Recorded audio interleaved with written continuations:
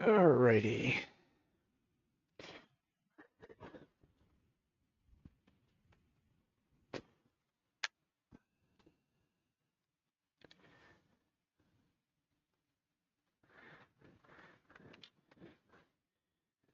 Good evening, everybody. We're gonna finish up some the little itty bitty walnut bowls from the other week.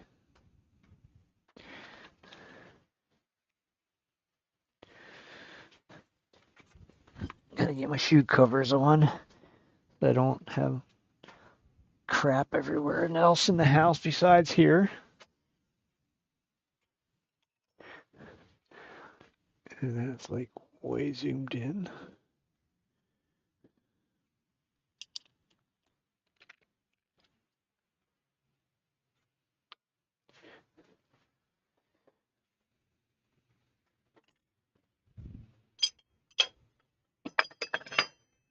So we'll just make small mess tonight.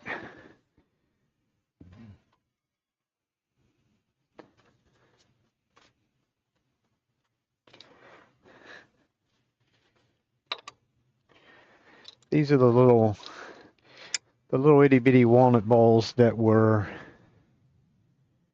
microwaved. This one actually doesn't even have. Oh, might not be able to grab it with that chuck. I might have to get the big chuck out. I do.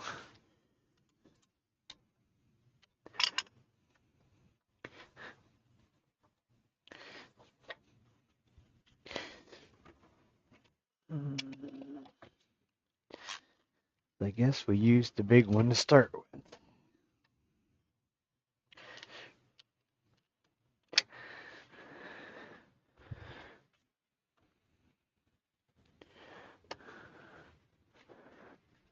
That means we'll have to use the bigger jam chuck too, which is okay. Nothing wrong with that. Really didn't do a very good job on a center point there. You know what we're gonna do? We're gonna try something different. Watch enough different people do things. One being Glenn Lucas, does a lot of non-natural edge bowls. That's pretty much all he does.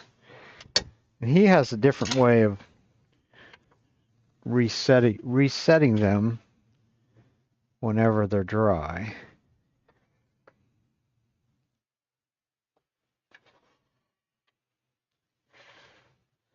Because all this stuff moves. This is egg-shaped here. It's also humped up there too, but that's beside the point. But he sort of repositions them. He has a little jig thing that he uses, but let's see if we can get this to where it's close on the high side.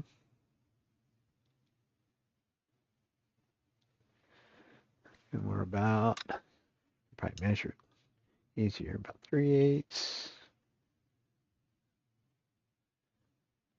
And we're only a quarter there.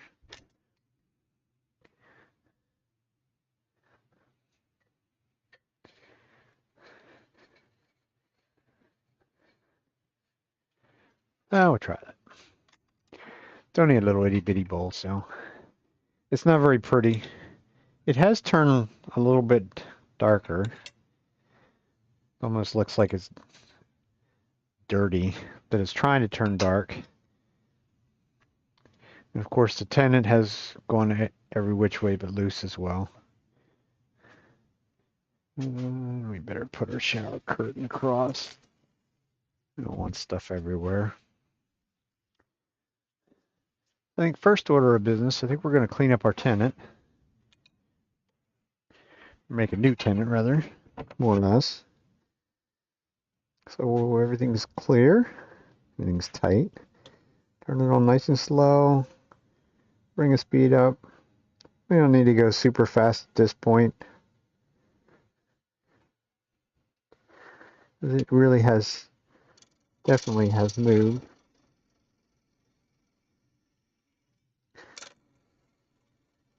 in a really big way.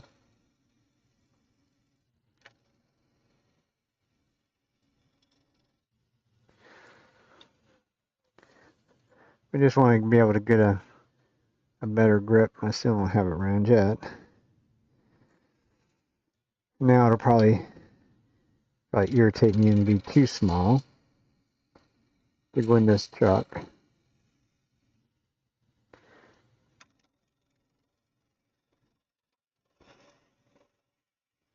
And I guess while I'm at it, I'll just screw everything up.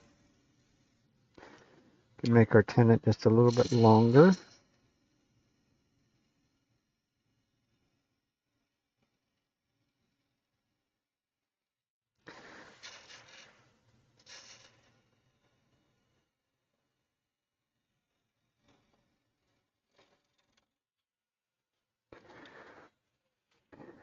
And that's sort of his philosophy. He uses the spindle gouge an awful lot. So now,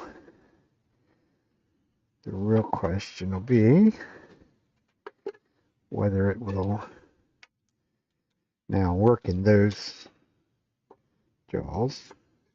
I'm going to venture a guess and say probably not. Oh, lucky me. Cool.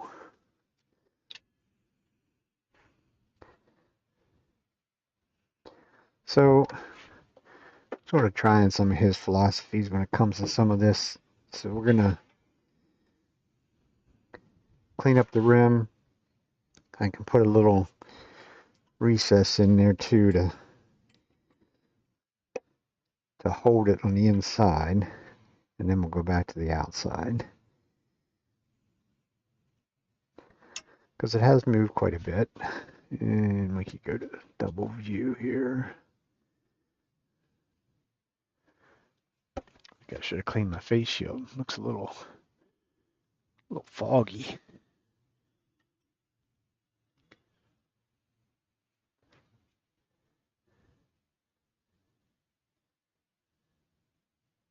So there we go. See both directions.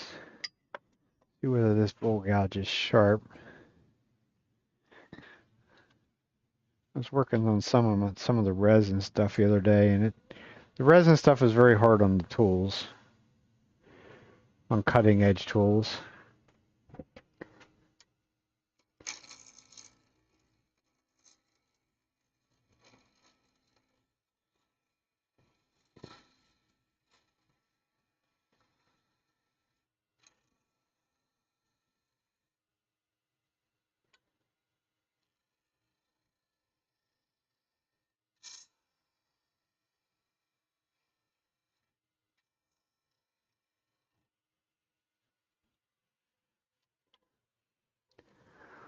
So we do have it flat. This is gonna be one that's gonna have two little brown dots, basically, two little walnut dots on it.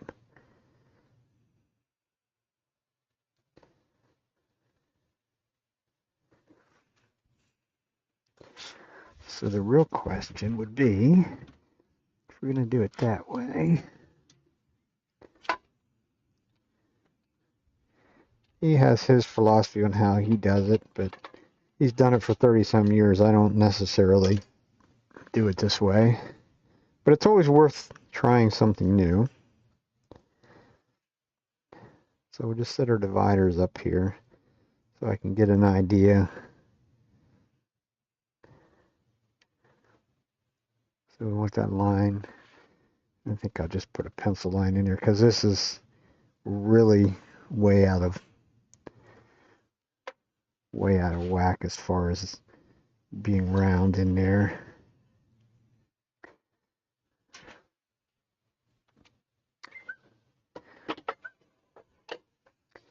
And he uses a square end scraper, but I'm going to use my parting tool because it'll do just the same thing for me. Go in there.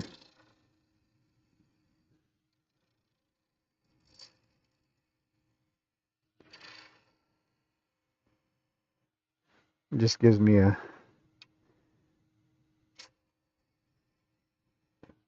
little sort of a recess to hold with the chuck in expansion mode. I don't normally do much in expansion mode, so this will be a little bit of something different.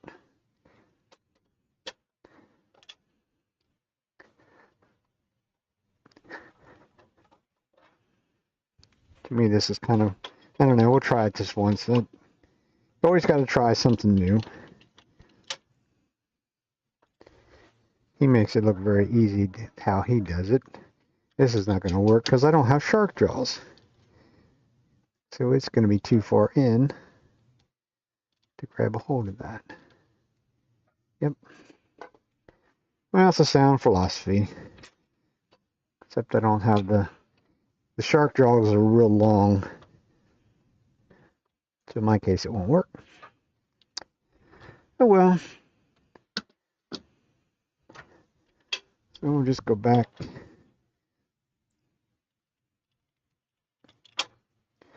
to that.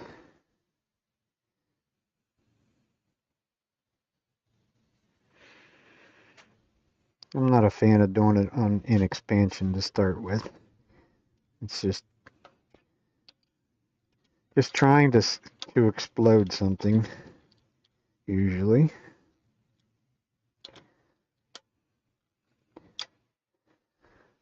So we'll go back to square one. I'll do it the way I normally do it. We've already cleaned up our tenant, so that's okay. It probably could be maybe a shade deeper.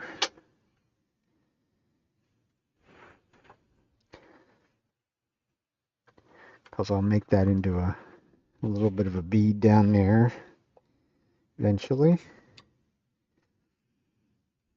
This is actually pretty thick for the size of bowl that it is. It's almost an inch thick, so I have lots of room in the bottom. At least I think I do. So now if we got it back where we put it, started, it looks like we're pretty close. We're also pretty well in balance now.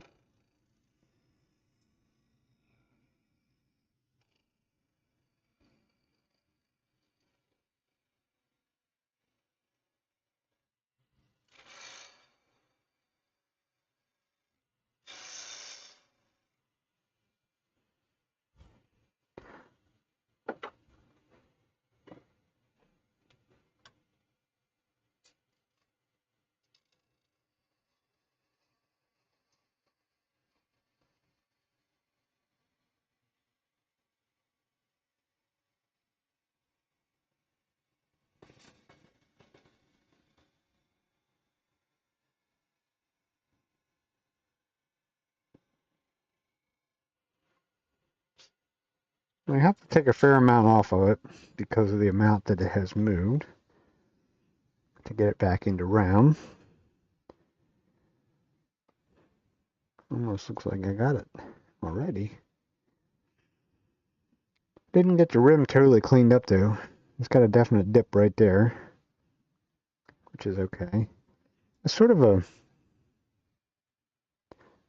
thing sort of has turned gray. Kind of weird, but the wonders of all the sapwood in it. So we need to clean this up down here.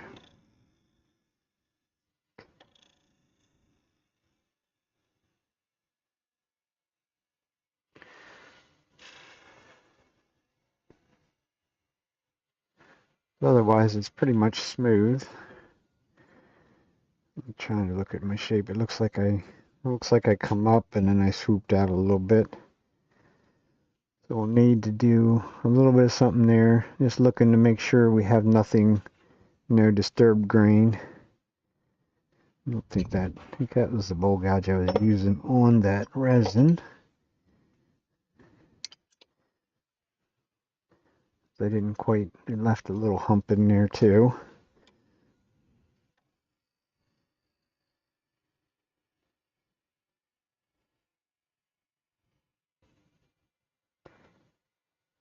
Still a hump.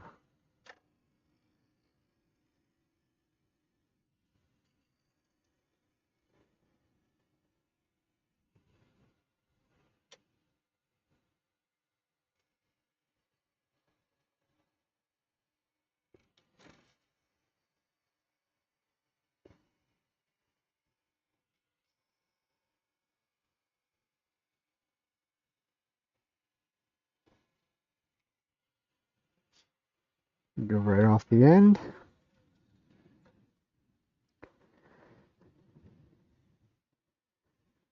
Left some definite ridges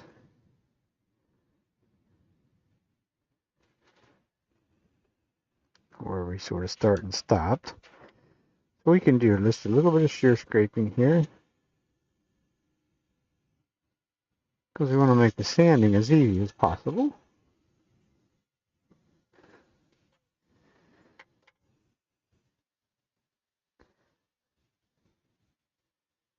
And that looks okay. We definitely weren't quite a total circle in there because our chuck did leave a mark. Also a little ridge down there. I'm going to get rid of that. Otherwise, that's where it's going to sit at, is on that little ridge.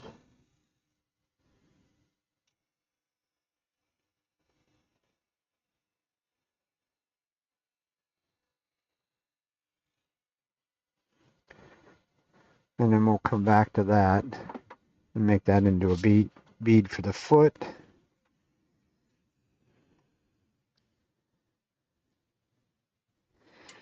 I'm just going to true this rim up just a little bit on this edge. That way we know where it's going to, where we're going to finish at.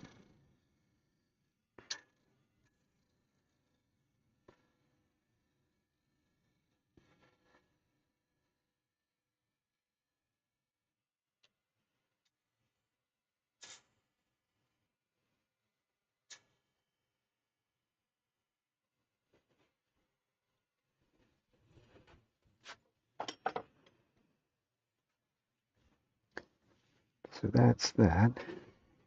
Might as well, while I'm at it, I might as well just up and sand that.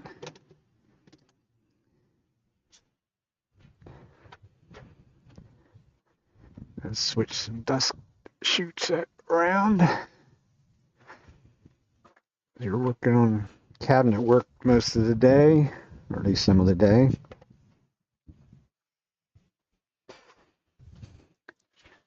So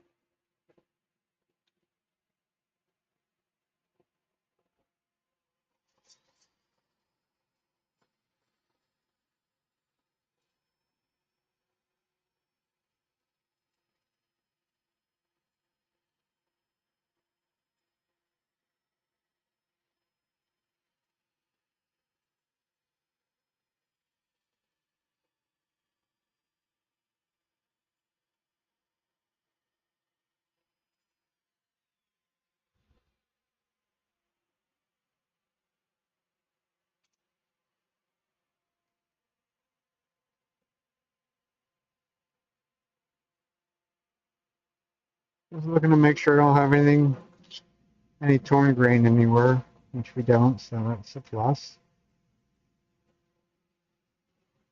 So now we'll just cruise through the grit.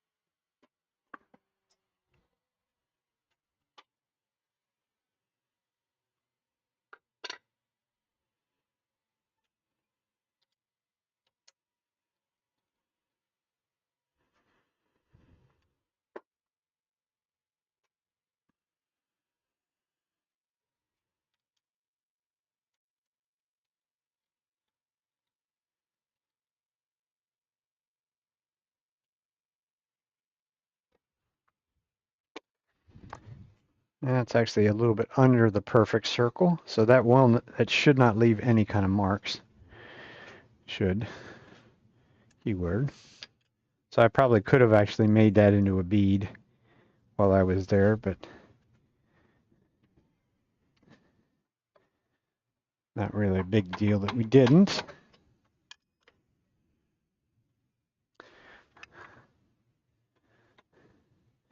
Could have actually left a dust collector on. That would have actually sucked the dust right up for me. But the dust hose is in the road, so.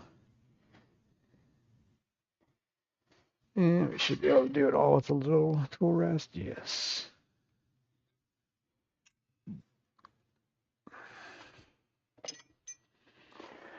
Forward, low speed. Finger up the speed, whatever you're comfortable with.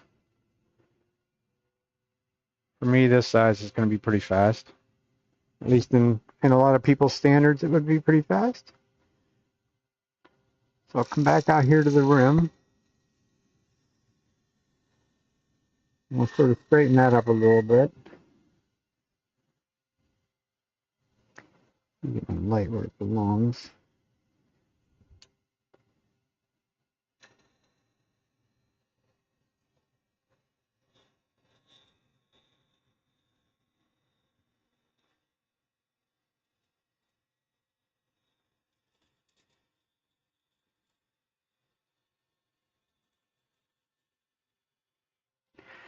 And we'll clean it up.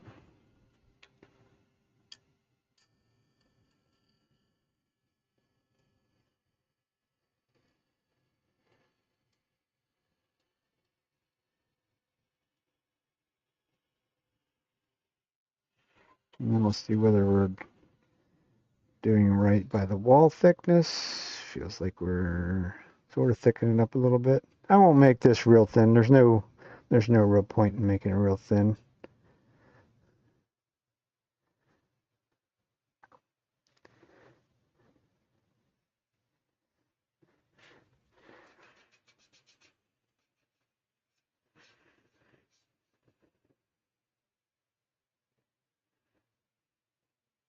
I just don't want to make it too. I think we'll go in here and clean up some of this. So I know where I'm going to.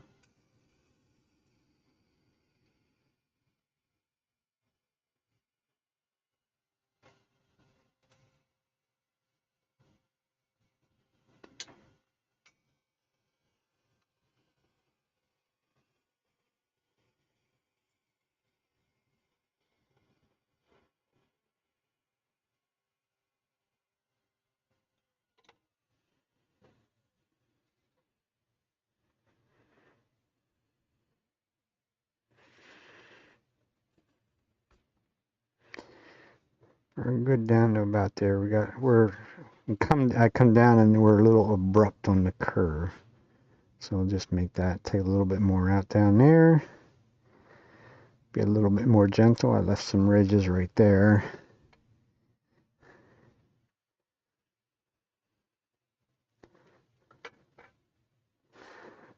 Could actually do the Richard Raffin routine and just scrape it. See whether this thing actually has a burr on it or not. It's pretty much on the center point.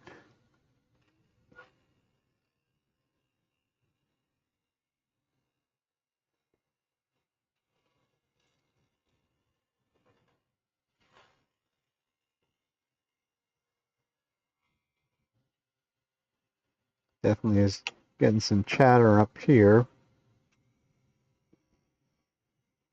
Not being quite gentle enough. Put the fingers on the back of it. Back is nice and smooth. You'll know if you put too much pressure on it because it'll burn your fingers. See, that's the part that I don't get with watching some of his stuff. This leaves some really disturbed grain right there. I still have a hump right there.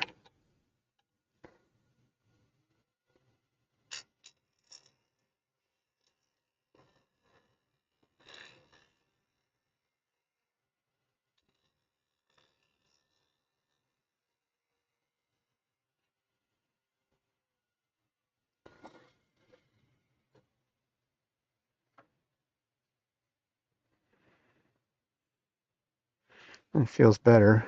And now I'll just go back and recut it a little bit. And this should. I'll just hone it a little bit.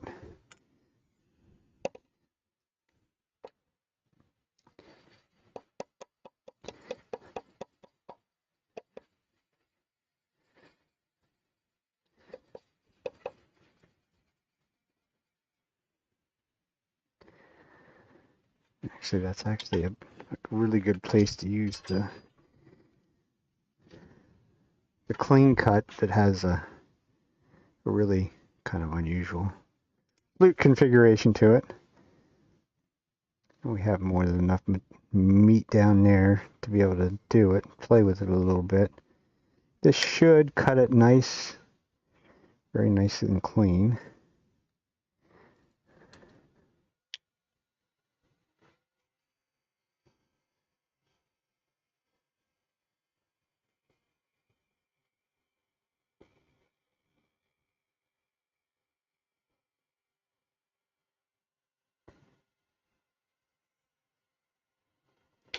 Didn't get quite far enough up there though.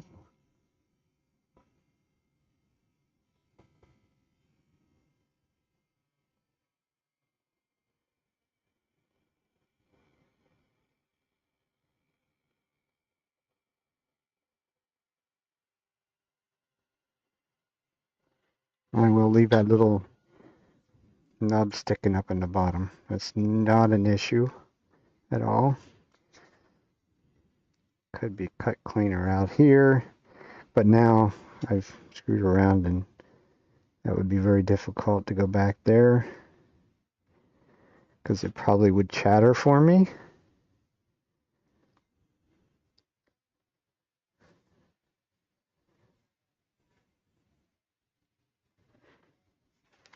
So kind of have choices, and the choices to not create more work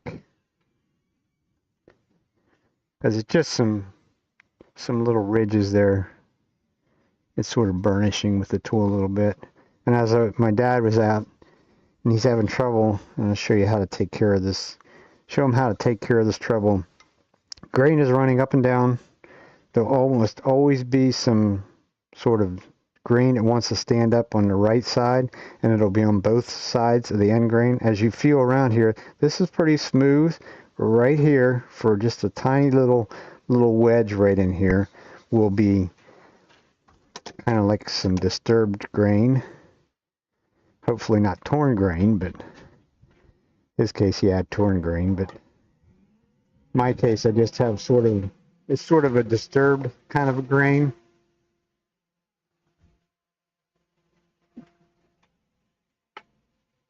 I used the hard pad on the outside, and now we'll go back to the soft pad. It'll contour to the inside a little better. Same routine. We'll start with 120 grit paper.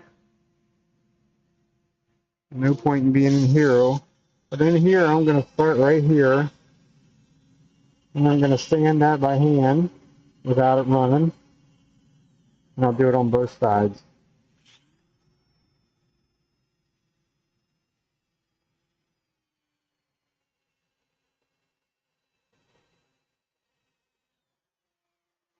And then we'll turn it on.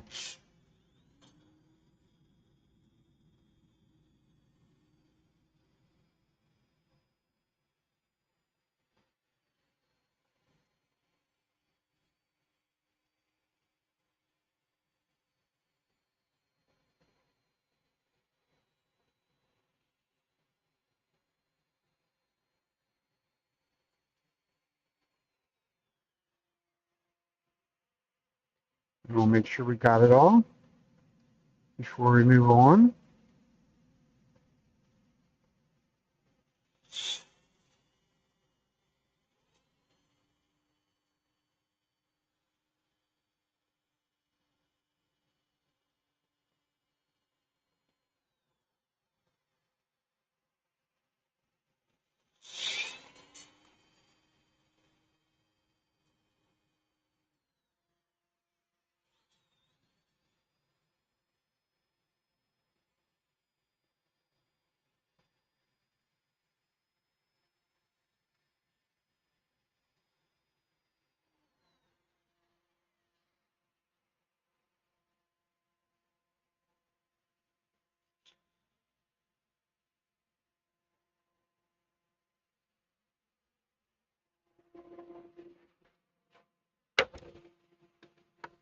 And we should be able just to proceed on through.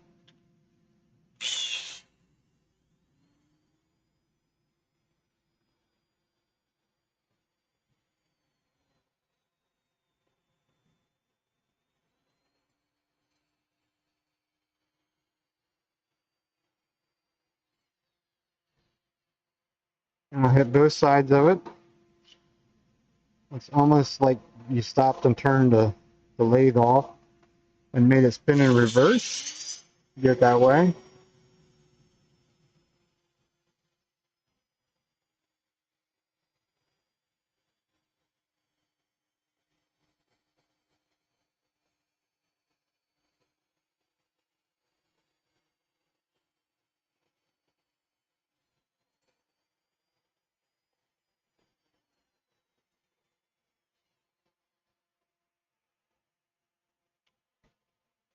Now that was 180. So that's why I started to round that corner over out here. I don't want it to be a sharp corner.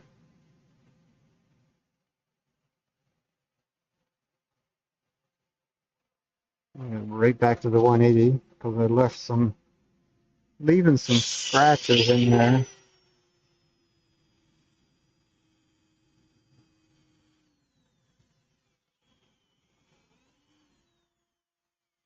How are you tonight?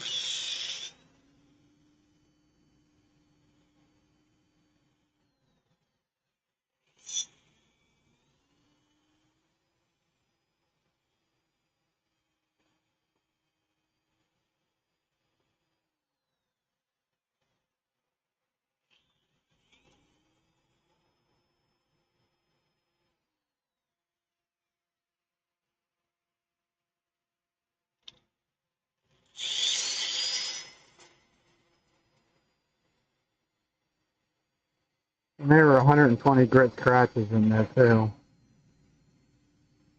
For some reason I didn't get out. It always pays to stop and look at it. And I think we got them.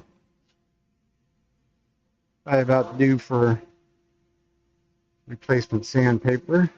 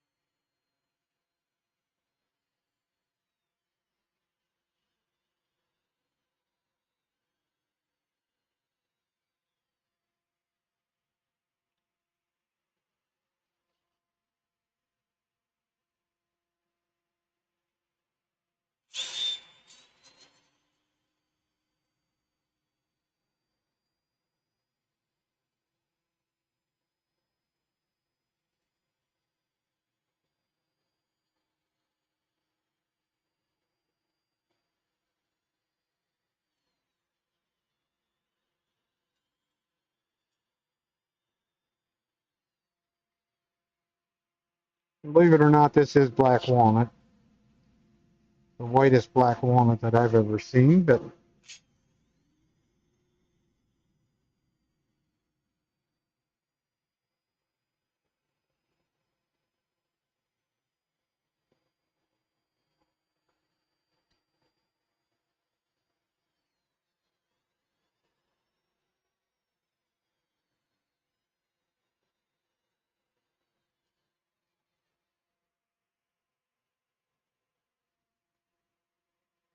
looks more gray than black. But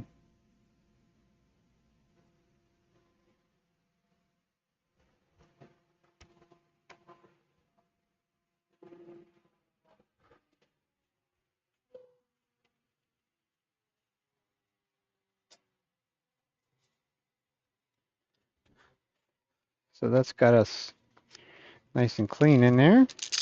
Last thing, we'll give it a little bit of 800 grit random orbit in here. The inside is finished.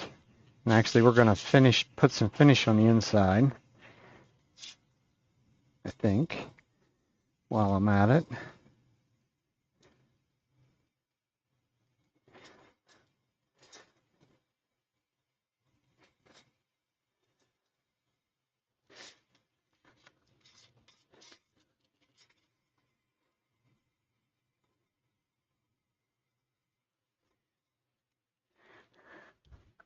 I have four of these little guys to do, so let's sort of do them a little bit.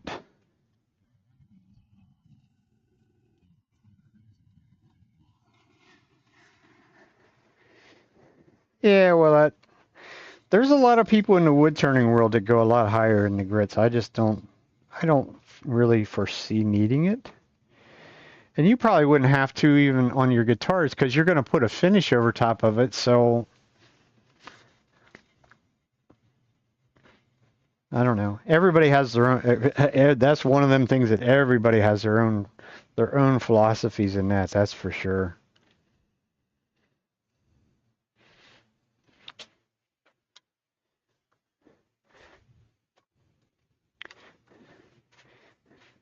I know, like Cindy Droz, the sand's into the thousands on some of that stuff, and I'm like, it's just, to me, some of it becomes very pointless to go that far, sanding wise.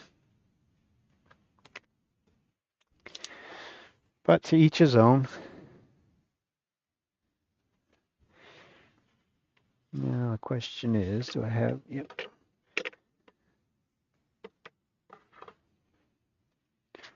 Cut a couple little pieces of felt.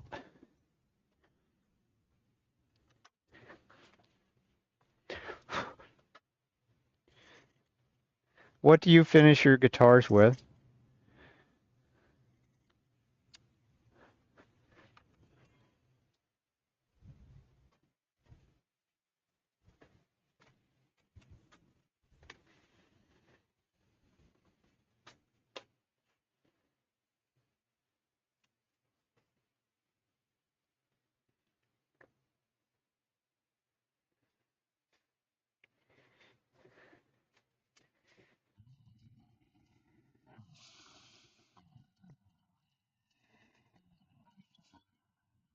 Oh. I'm sorry. I'm not a guitar person. My apologies. Yes, I agree. They're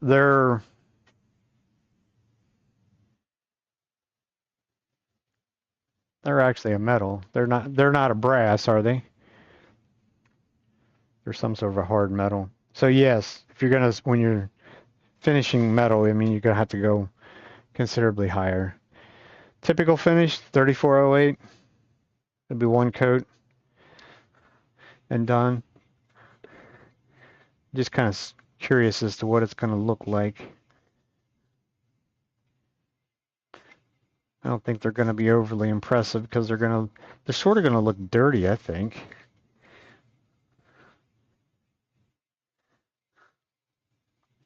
Maybe as it darkens.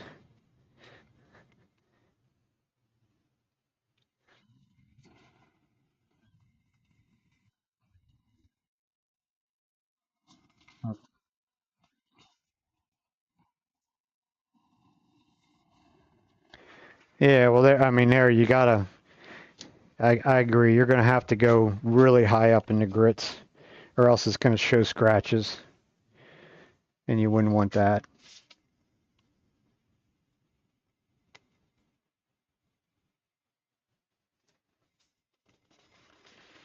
So just wipe off the excess.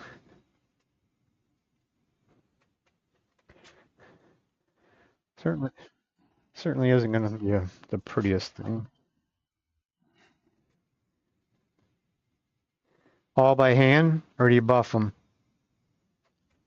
You probably can't buff it because you're finishing them when they're already in place, correct? Ooh. Better accelerate it a little bit. Even though it's humid as all get out here today, but not necessarily down here.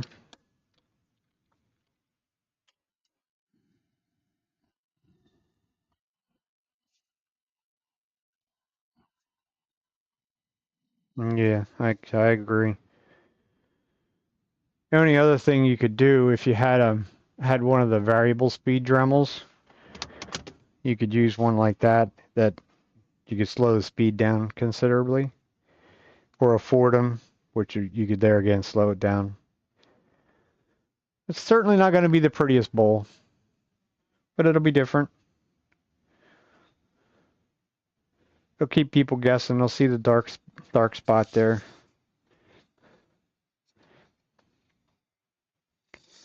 So I'm going to get the other one ready before I flip this around to finish this off. Give that a little bit of time to set up and cure. Oh shoot, that one, I forgot. I got to do a little bit of filling on that one, or cut it deeper. I think I elect to cut it deeper.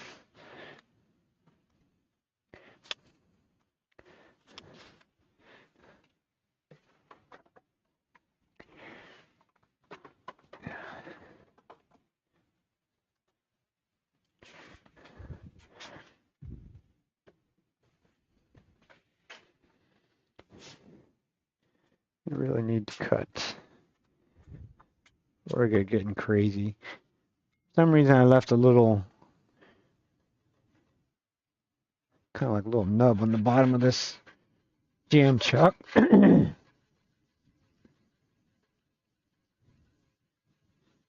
it just doesn't sit on the shelf very well. It wants to flop around. So I'll cut that off. Not that I cut it super flush, but now maybe it'll sit on there. It won't flop around so much.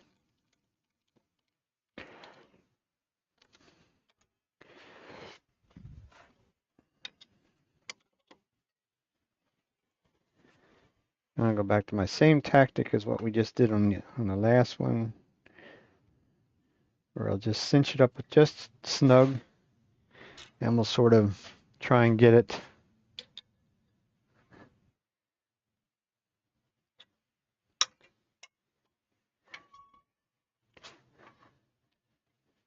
as close to being even, sort of like a natural edge bowl.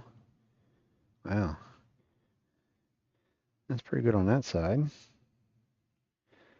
It's about 3/8.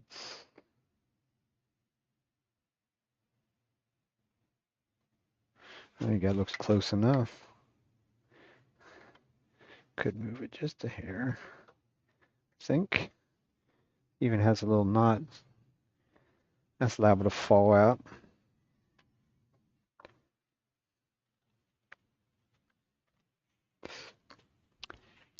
And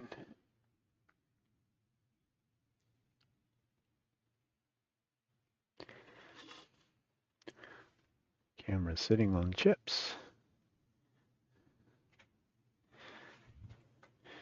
Don't mind me, I'm going to make you dizzy a second here. I'm going to raise that up a little bit. See if that helps the situation.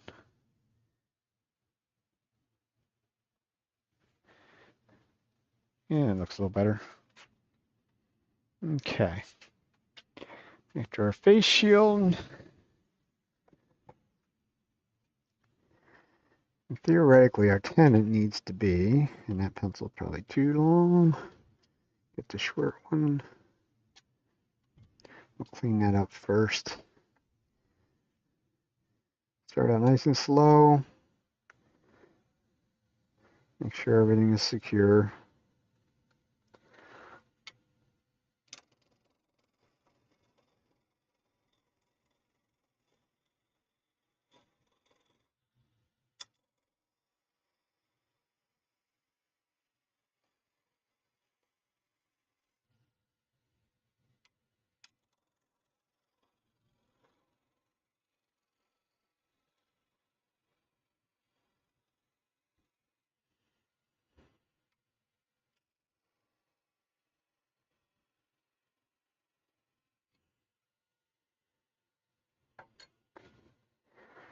And it should be, if I lay my pencil on there, it should give me the just about the right tenon size.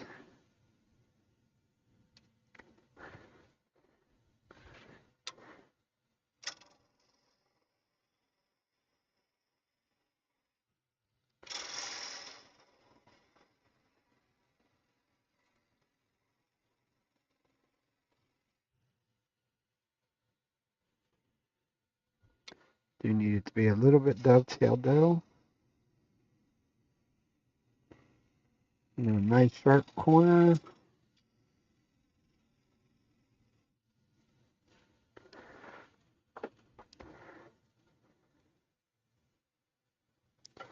And then I'll go back to my bowl gouge. And I'll tell you what, I'm going to go sharpen that quick. I don't think I have the camera set up. This is the wonders of moving.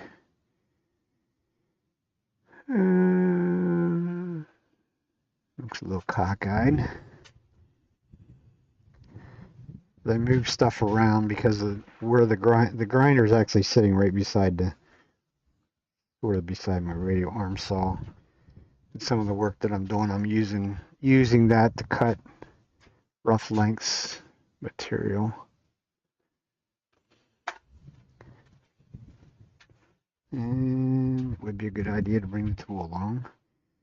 We might as well do them both while we're at it.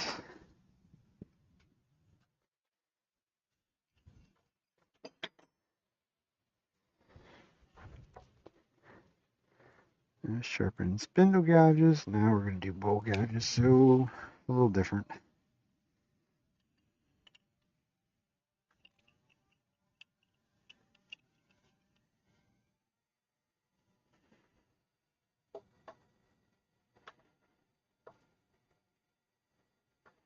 And this is the one that's short. So getting it back in the jig when it can't land on the flute is somewhat challenging. And I went the wrong way. Back that way.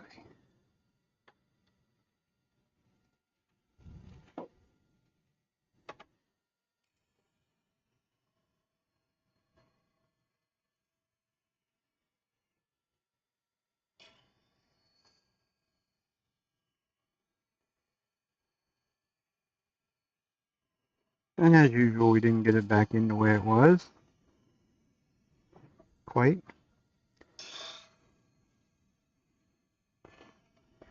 It just makes a short tool all that much shorter.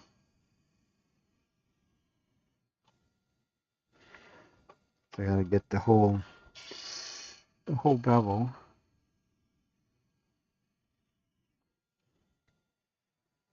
That'll work.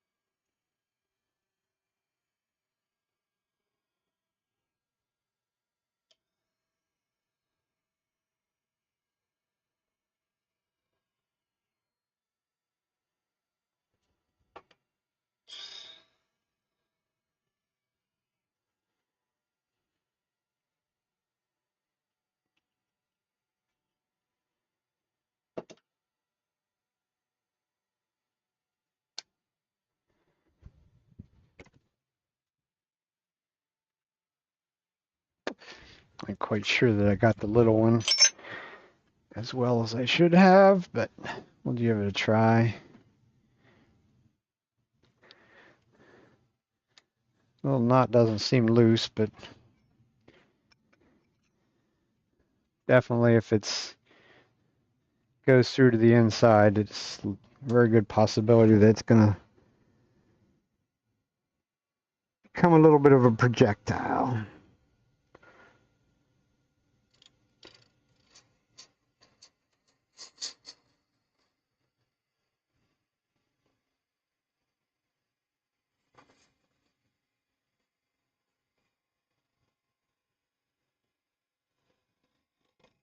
I probably should have started at the top.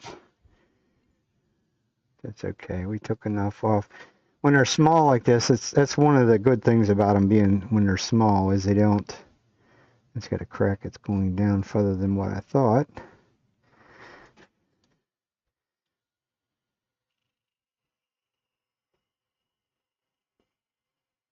A little shear scrape right into the corner.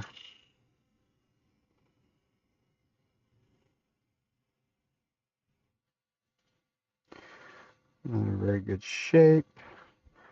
Let's clean up this top.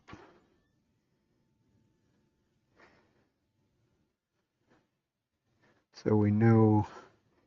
If I don't clean this up, because there's probably, if I had to guess, probably 3/8 of an inch difference from the high points to the low points on this top. So we're going to clean up that. Just come in on the other side. Just take some little bites off of it.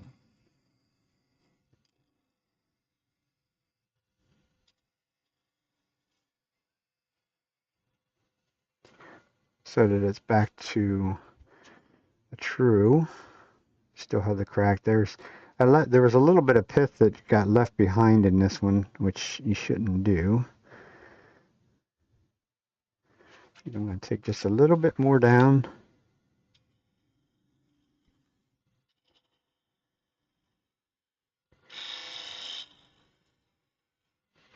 It's already a very small bowl, so it's not like I'm really losing much.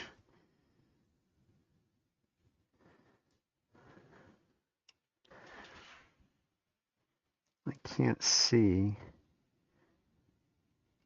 how deep the crack actually goes. So we'll just change the shape of it just a little bit maybe. It's sort of a very abrupt corner down there, so we need to do something about that.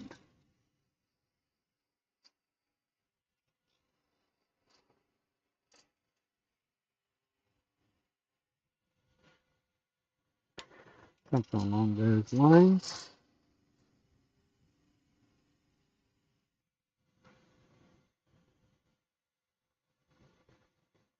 It's a little better.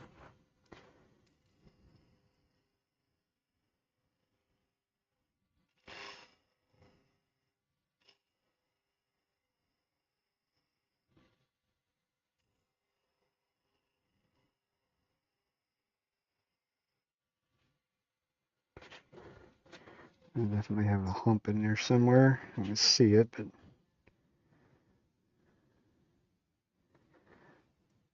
it's also picking the grain up doing that. The knot is not loose. It's a plus.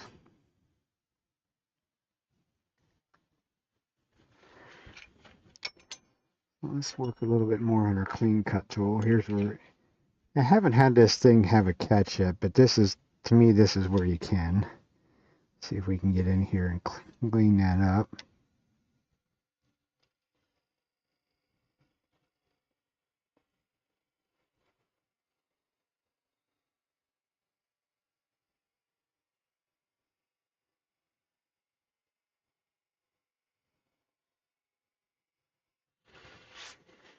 It's the last little bit there at the top, but that's okay. That does a, I should really be working harder on using this more. Still got a hump though. Because it does a, I mean, that, there would almost be no point to sand with 120 grit paper, or at least to start with 120. I just find it a little harder to get the shape that I want.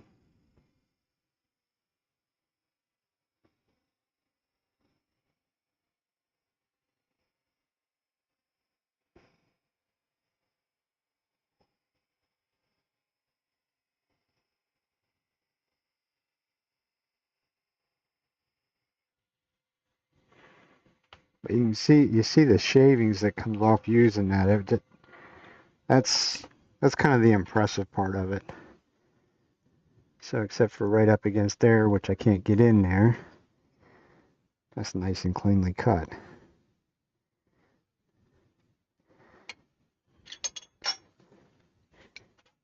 And I didn't knock this razor blade edge off, so I'm going to do that quickly.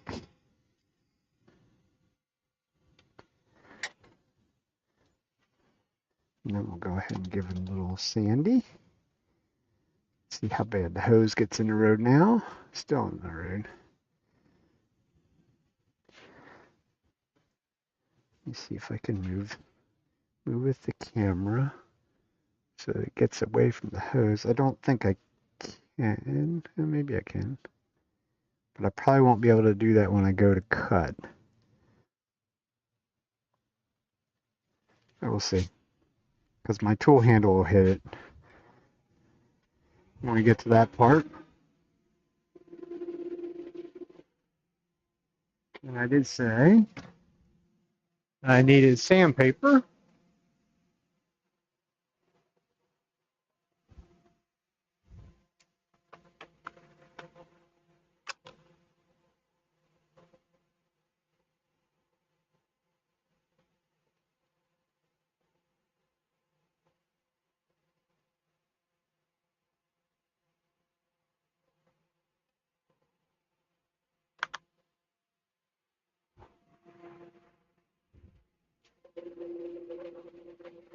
It doesn't last forever. I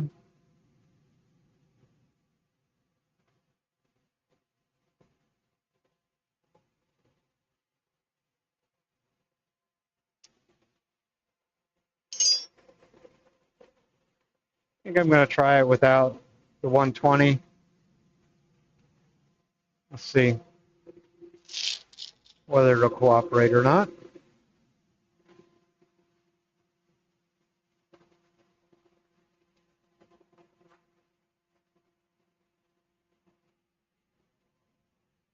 Reverse, speed down.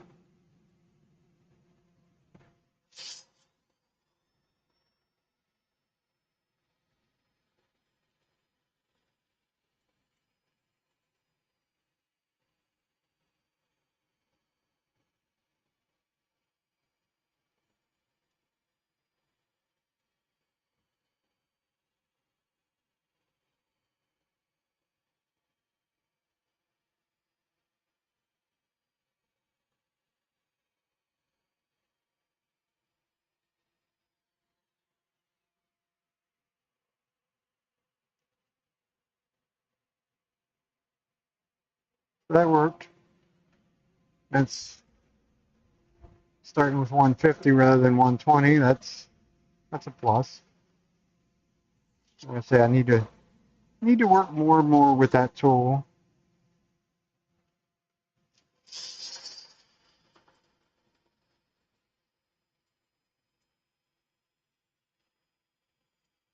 It's really just a finishing tool anyhow. So that'd be like the last cut I would make on something.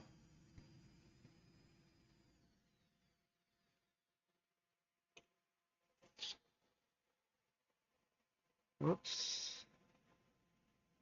I think I missed one.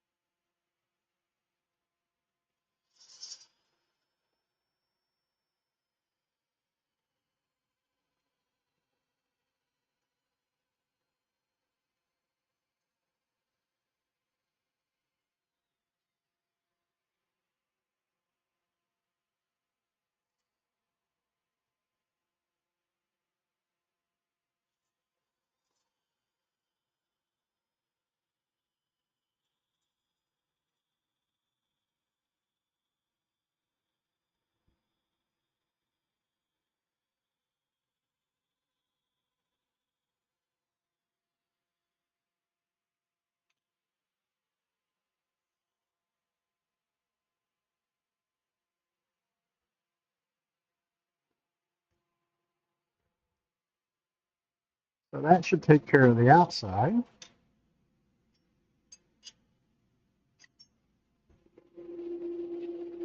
Before I slide the tailstock back and knock everything off. And knock the camera.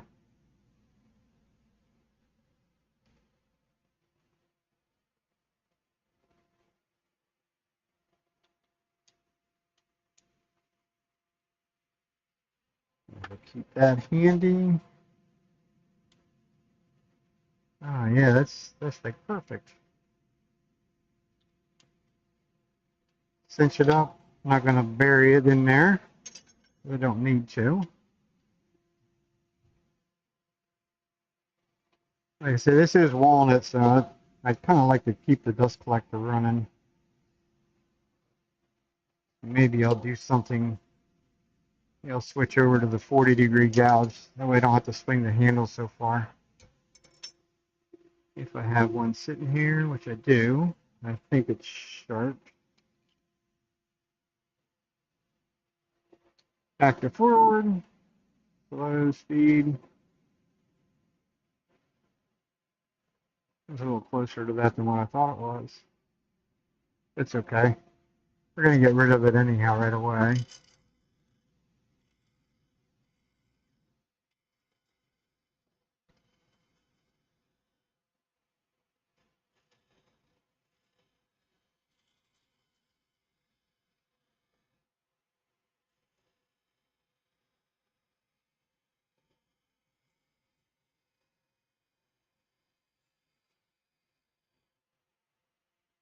Or establish our rim.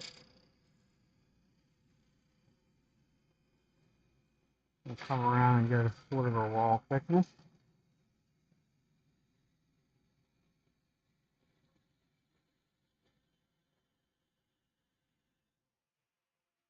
Which is probably way too thick by the looks of it. Yeah. And knock that corner off before I touch it. I'll come back out here on the flat. That way I don't have to pick up the cut inside. Just come around the corner.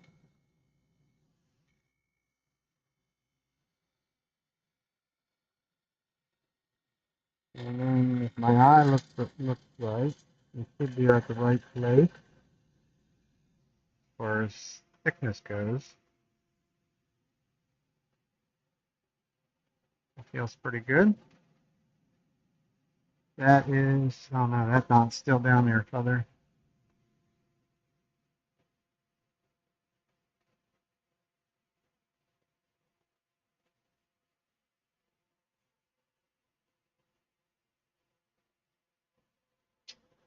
Going to be able to go a little bit deeper, but here's where the 40-degree gouge doesn't like it. It doesn't like when you go across, go into the end grain. That's kind of a downfall of it in a way. I just switch back to the 60-degree.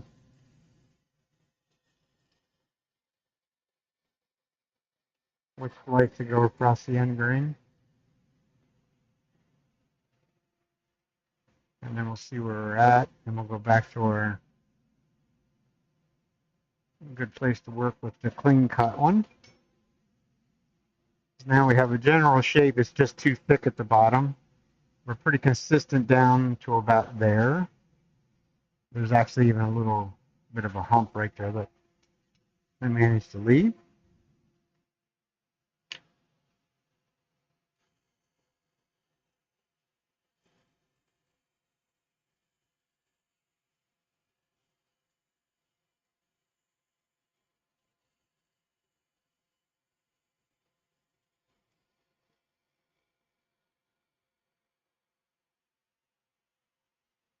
And I'm pushing way too hard on it. You see the ridges in there? That's like sort of burnishing it because I'm pushing on it instead of letting it float.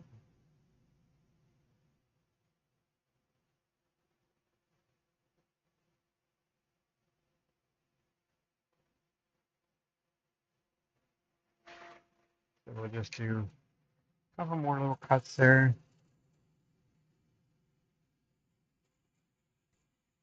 Nice and slow. I'm still pushing on it. Come on.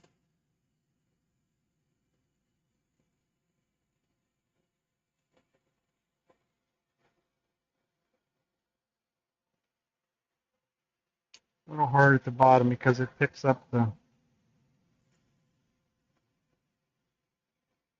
chips doesn't necessarily like to go out of it. I still left ridges in there. Those little ridges are actually very easily sandable, but that's not what I do.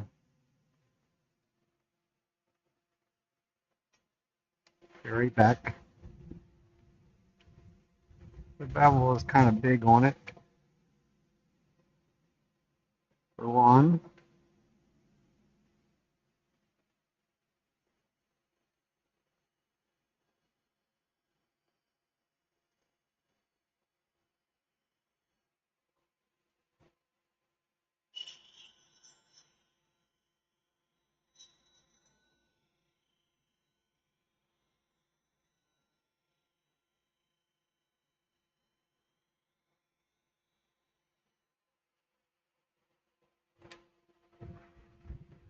Because if the heel of the bevel is riding on something, which is what it was doing in here, it leaves little compression lines. So I got rid of some of the bevel. I also touched it up a little bit. So we'll see.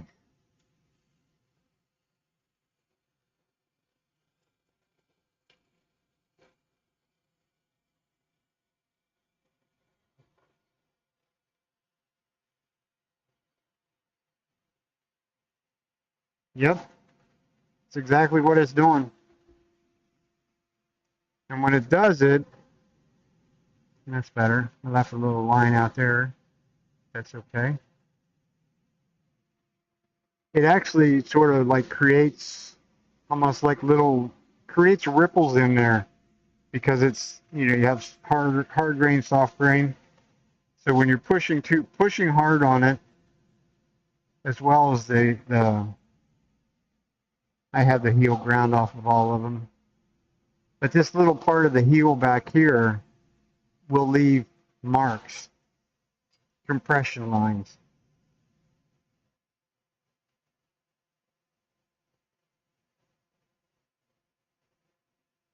And do I be brave? Yeah, let's be brave.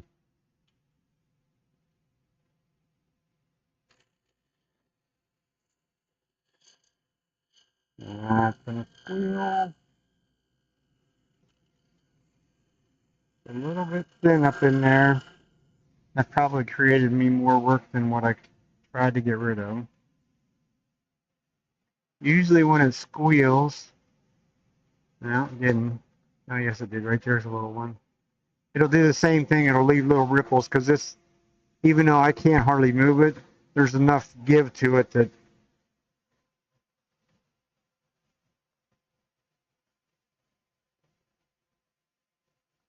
it still feels.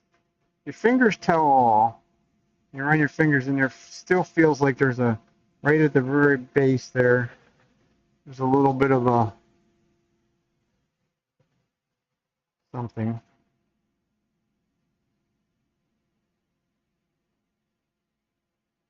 And with using that foot, there's still room at the bottom.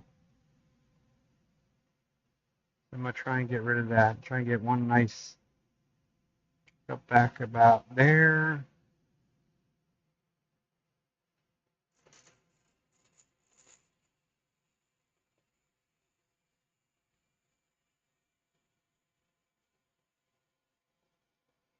And make it go just a tiny bit deeper.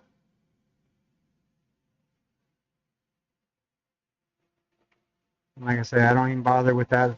I'd rather leave that tiny little nub sticking up.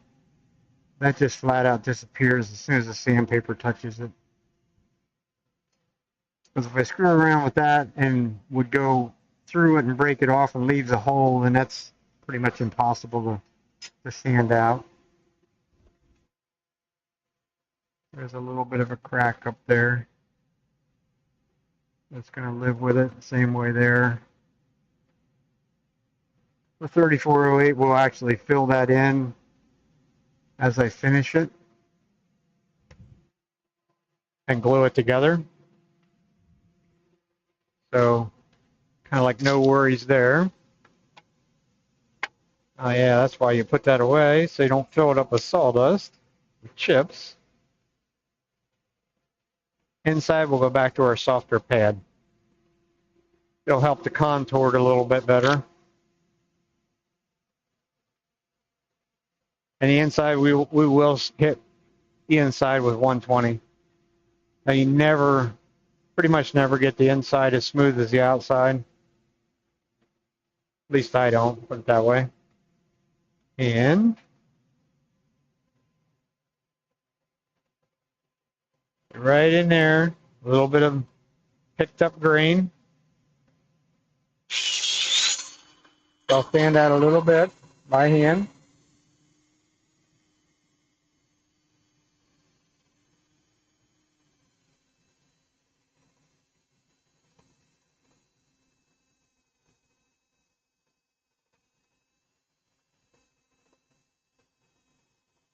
Now hit that center point while it's not spinning.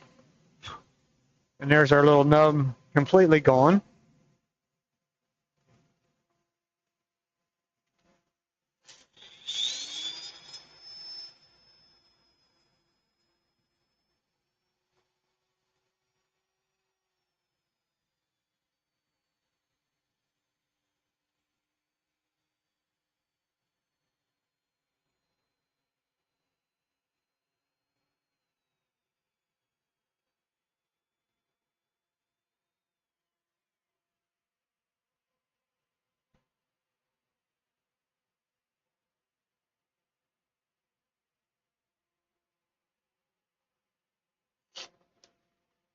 One thing with the walnut is actually, I mean, it's considered a hardwood, but it's really not that overly hard. It sands really easily.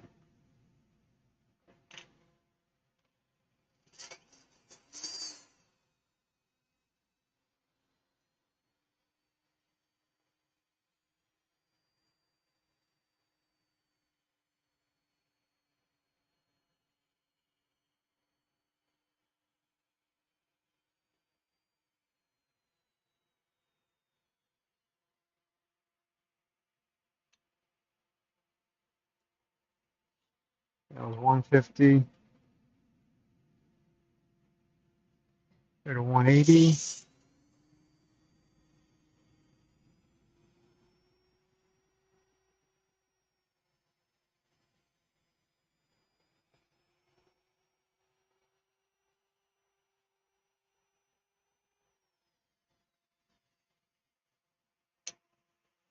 I'll stop and take a look. Make sure we don't have any big giant size 120 scratches like there is right there. So we'll go right back to the 180. I'm missing a little bit out here, right on the edge of the rim, what it amounts to. Moving across there a little bit too fast or something.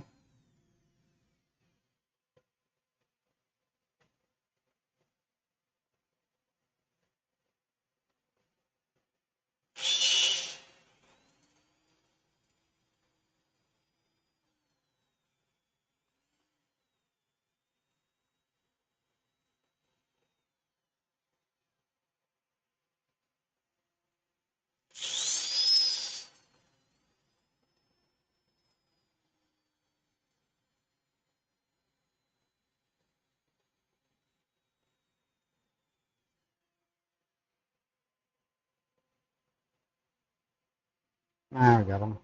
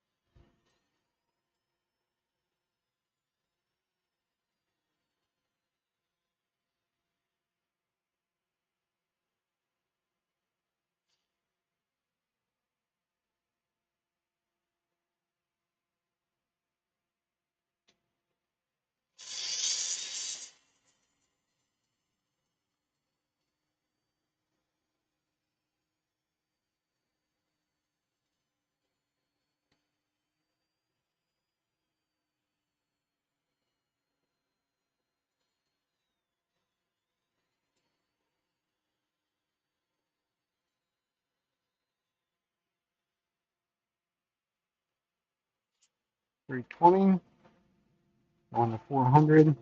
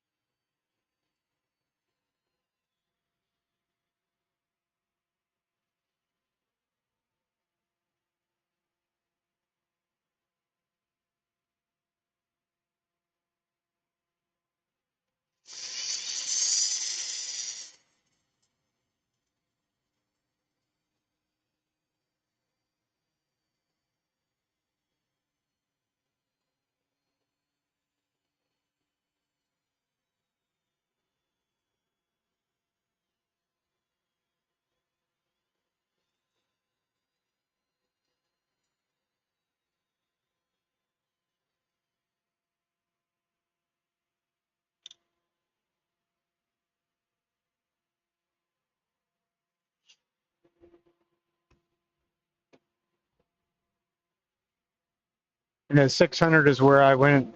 You notice when I come up to this edge, I didn't start hit up on this edge till I got up to about 320, but I'd never go the whole way over the edge till I get to the 600 because this side has already been sanded to 600. So when I go around there, I can make it one nice seamless curve that way without boogering up the other side. These dumb little things, they just look dirty. I don't know. Hopefully my buddy Martin he'll like them. He likes anything. That's our wood guy. We're gonna have him so well stocked up on these little itty bitty bowls, it's not even gonna be funny. I just sent another 15 of them home with my dad today. All about this, well, this is actually a little bit smaller. All the ones I had today for him were about 6-inch diameter, 6.5. They even took the time to cut a cardboard template to try and help him out a little bit. Myself, when I do them, I don't mess anything 6 inches. I'm not even going to mess with the bandsaw and cutting it round. I'm just going to cut a square block and start from there. But once again, we're going back to the 3408. We're going to finish the inside. And you did not do the random orbit on the inside. Oh well. Didn't wipe the dirt off either.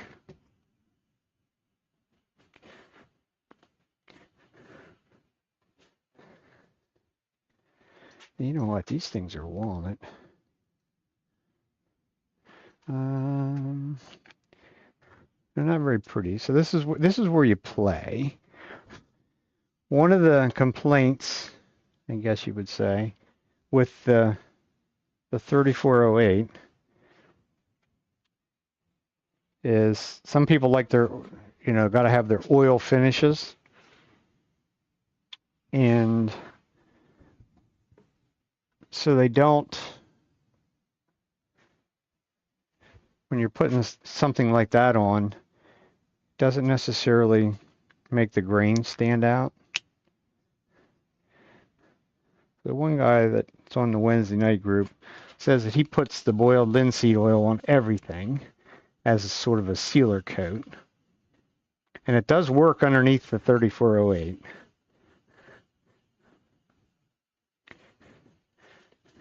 And as you can see, it does darken up the walnut. Walnut is one of the really the sort of guilty ones that doesn't necessarily pop with the super glue type finish. But it does when you put the linseed oil underneath it. Of course, the only question I really had was, how long do you let it dry for? I'm not very patient when it comes to that stuff. So I'm going to burnish it. I'm going to force it to dry. Of course, linseed oil really doesn't dry to start with. It would take forever for it to dry. So I'm going to get all that's on the surface off, as well as put some heat and friction in there.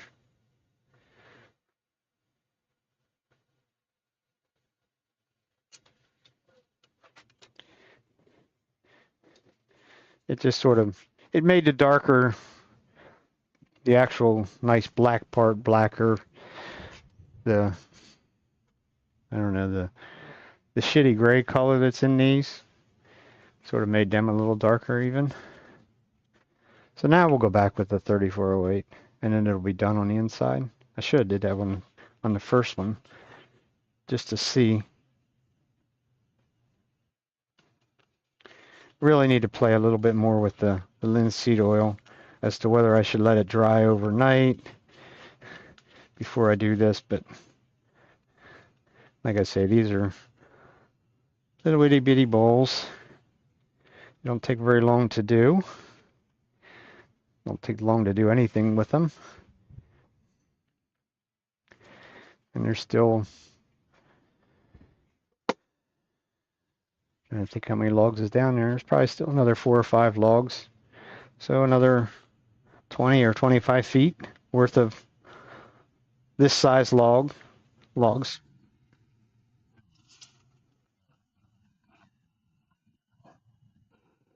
No, this is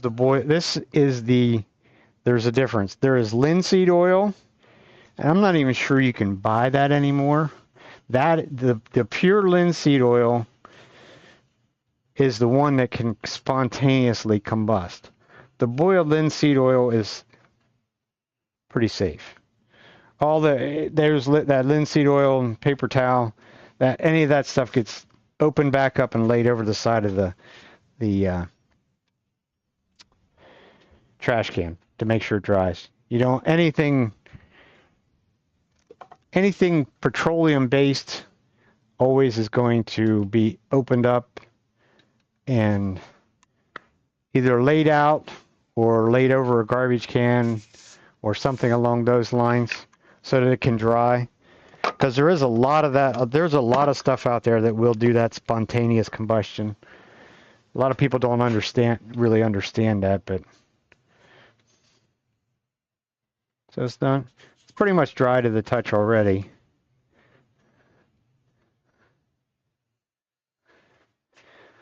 But that is a good question. No, I will not use. Like I say, I don't know if you can actually still get I don't know what you would consider it, the pure linseed oil. That's the one that, that's extremely dangerous. I've heard of a lot of stories of people burning their shops down, their house down. The linseed oil, I will give it this. It does give it, the couple pieces that I've done with it that way, it does give it a little bit more of a shine. I just need to work on being able to tell people that, use that, you can use that, let it dry overnight or whatever. But it seems to work that, just like there, I sort of burnished it in and made it dry on its own. So that's 2 of them. I want to grab them with the vacuum. I'll just leave them sit there. We'll just keep right on moving along with our, I have 4 of these to do. 2 natural wedge, 2 flat rim. So that's the 2 flat rims, 80% done.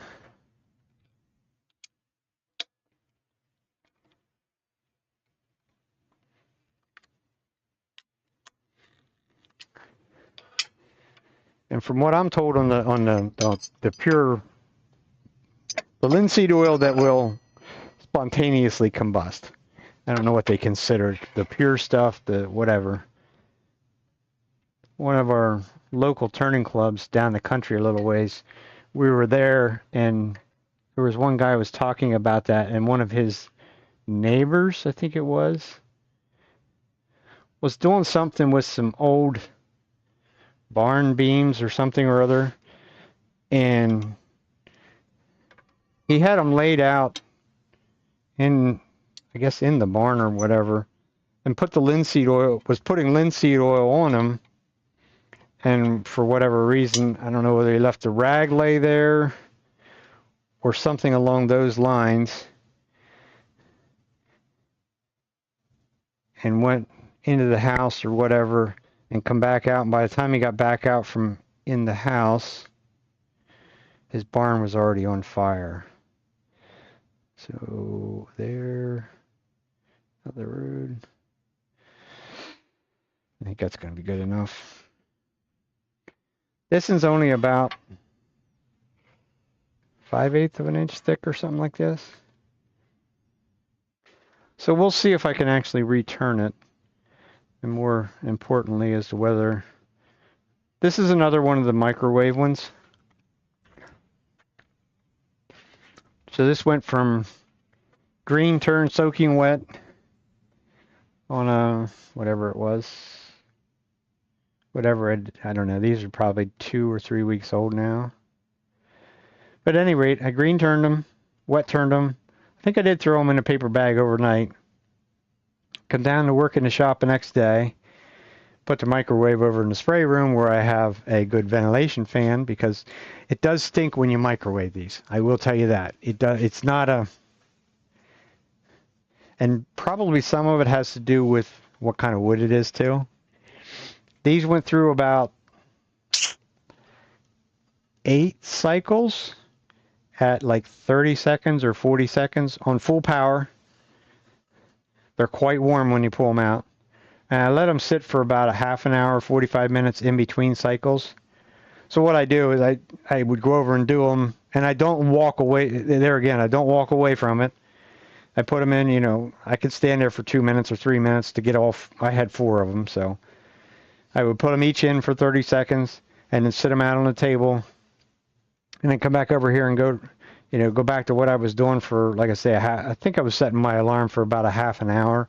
Go back over, and they're nice and cool, because that room, you know, there's good airflow with a big giant sized fan running.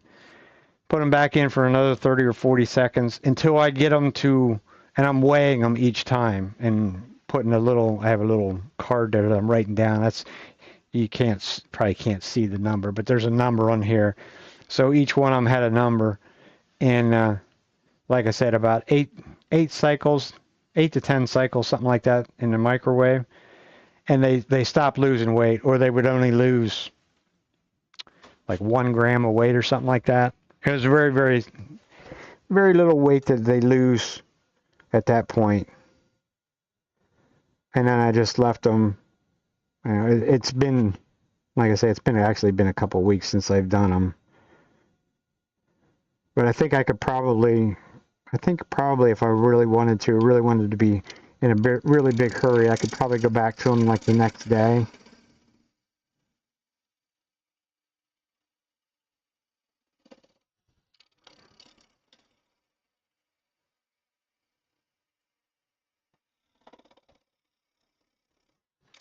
They don't seem to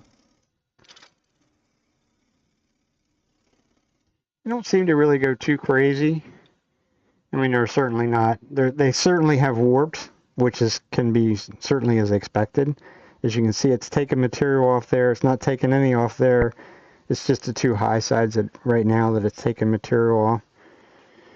Just got to get enough here for the foot.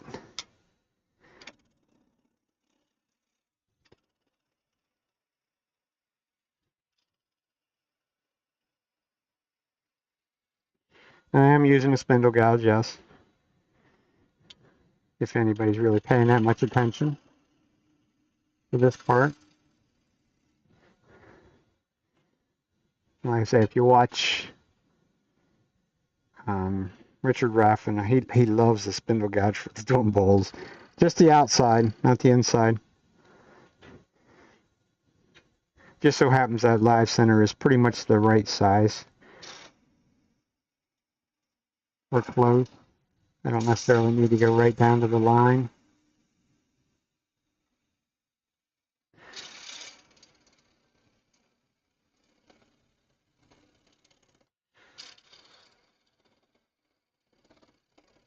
The trick here is going to be to get them back into around shape without making them too thin. So we'll use, go back to our bowl gouge. Like I said, he does it all, almost all with the spindle gouge and scrapers. I'm not really the scraper kind of guy, so.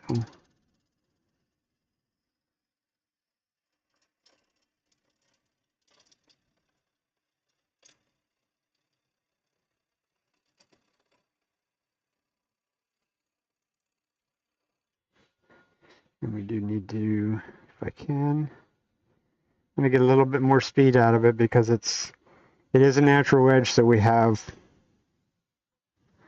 lots of air we're cutting in between there. And still not quite round. You see a different discoloration there. We certainly didn't do a pristine kind of a cut to start with. I'll just get it back to round.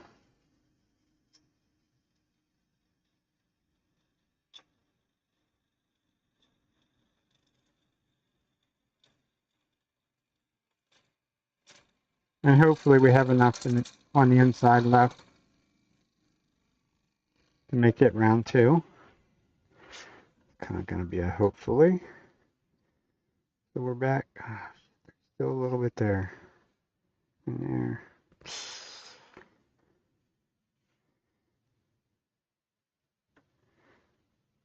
there. Hopefully when we go back after it with the clean cut tool, it'll take that last little bit. Let's look once. And we're down. We're at about a ½ an inch out there. This is going to end up being quite thin.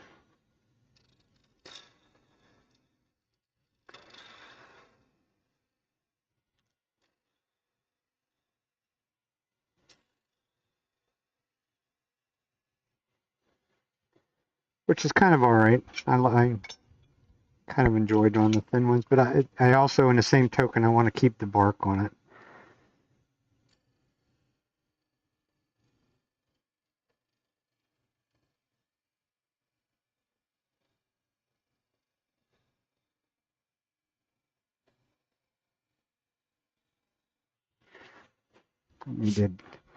There's where I need to work on that. I need my body position to be in a different.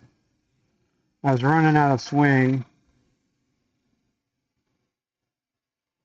to finish my cut.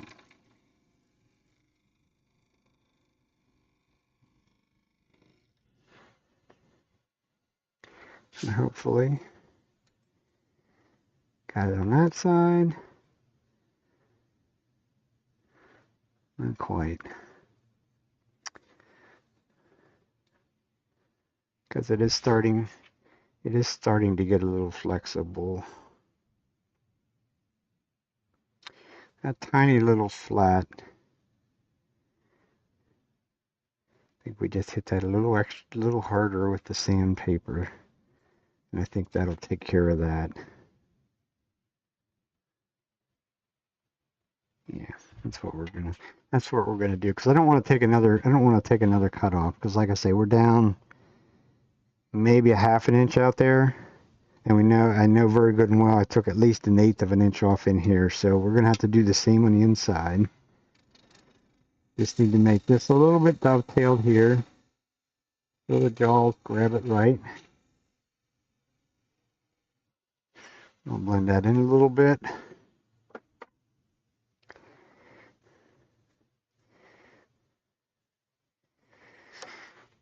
I could get rid of a little bit more of this down here.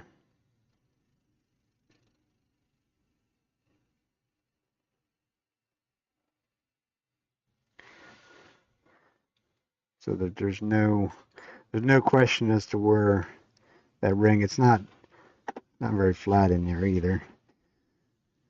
Because I normally right here I would go ahead and sand that, but I'm not 100% sure that it's going to survive, so I'm not going to waste my time sanding it. We'll flip it around. Let's see whether we get as long as we get the inside done without creating a piece of designer firewood. Then we'll sand. Then we can go back and sand that.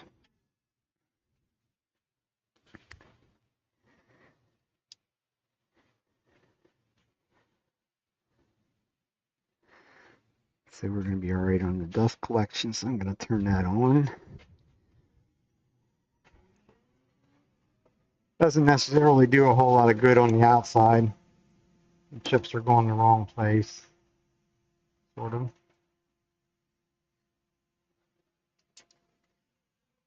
And as we can see, we're a little bit thinner over here than we are on that side too.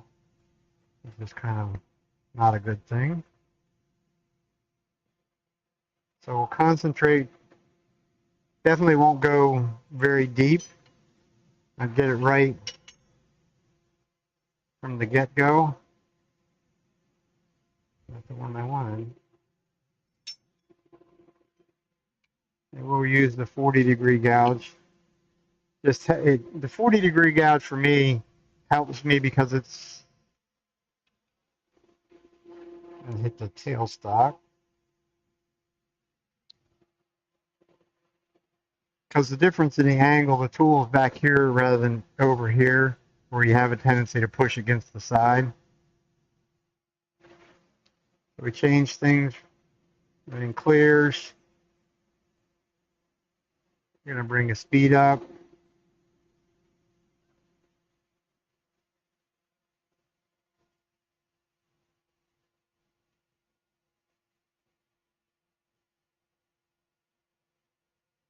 I'm going to go inside and find where the wood's at.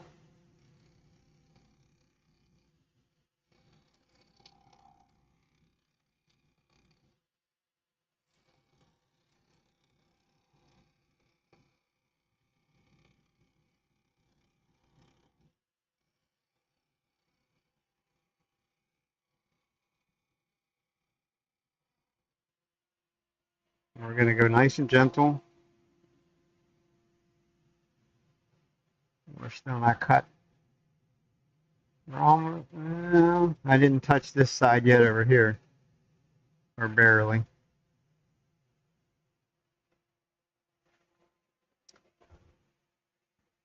I don't normally use my bright light. I'm going to have to plug it in now. But I think I'm going to have to on this one.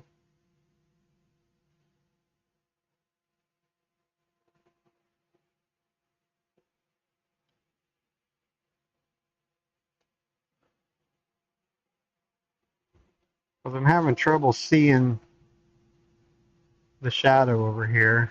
And that's probably not going to cooperate very well with the camera. I do apologize for that. But if I can't see this edge out here, I'm gonna ruin it. Yeah, that'll work.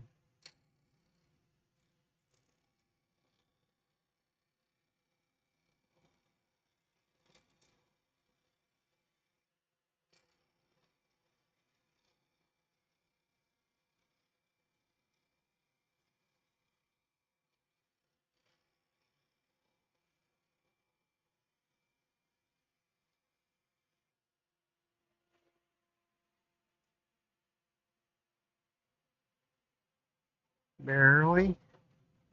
Got that side the whole way. That's good. We're still gonna end up about 3/8 of an inch thick.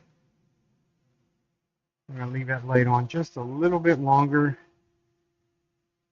just so I get a little bit further down, because we're cutting on the slow, or on the low sides as well. But I'm leaving a little spot right there, and that's gonna leave a hump, or a divot. So we'll pick up our cut. Moving nice and slow. It is rather noisy. While I talk with it, you can hear it. When they get thin, it definitely will create noise. Because it's trying to run away from you as you're cutting.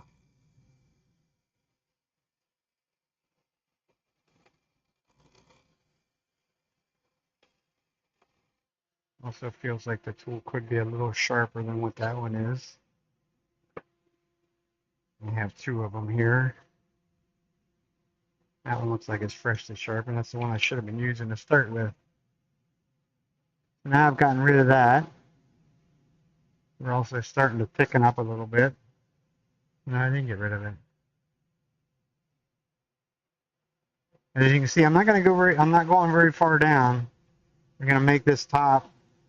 This top has got to be right because there's going to be no way to come back to it after the fact. After I take the bottom out.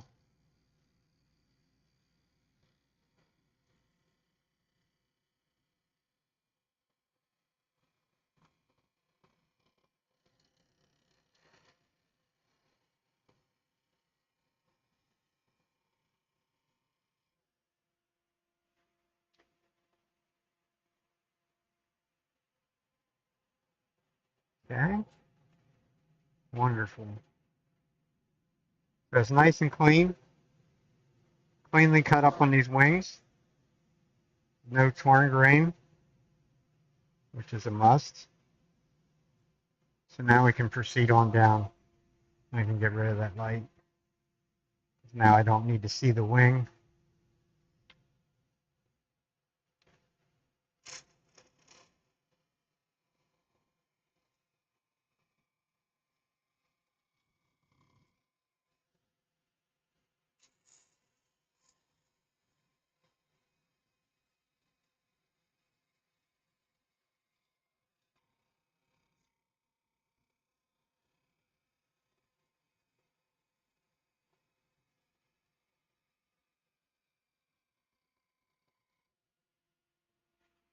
And it'll be done in small stages.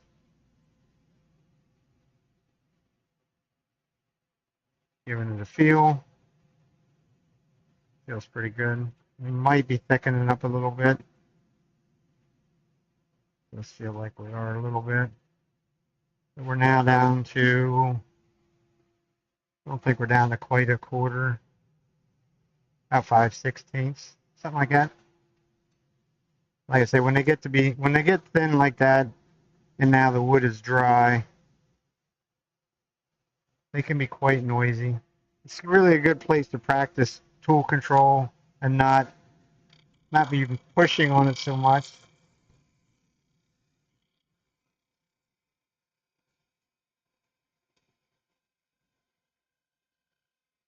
Because it can become quite loud.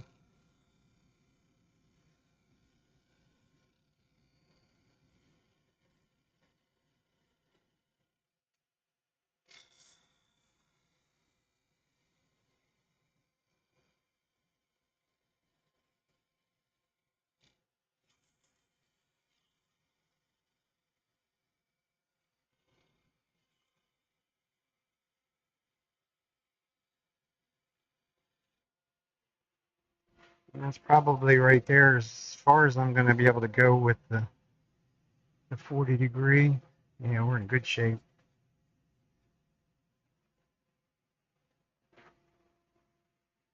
So now we'll take some of it out with the 60 degree, and then we'll go to the clean cut. I do need the longer 60 degree though. This one would be a little iffy. You got to remember, you got to keep everything on this side of the tool rest, so you don't want that hitting you in the hand. Would not be a good day.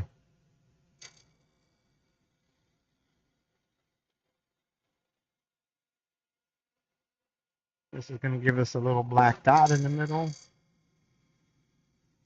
Looks like.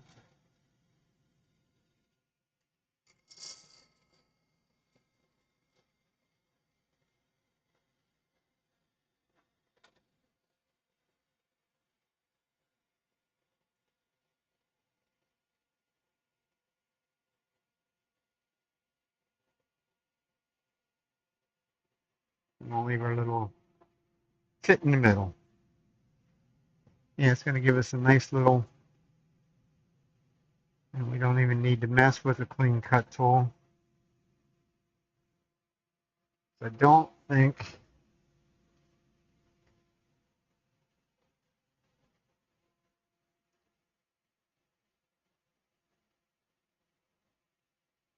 definitely not. According to what that shows, I'm already down, probably down. I could actually be in the inside of that foot already. Have to keep that in mind whenever I go to take that, create the foot. I've already made a little bit of a concave in the foot, so it's just a matter of taking that little nub off at the bottom. And now we can go back to sanding.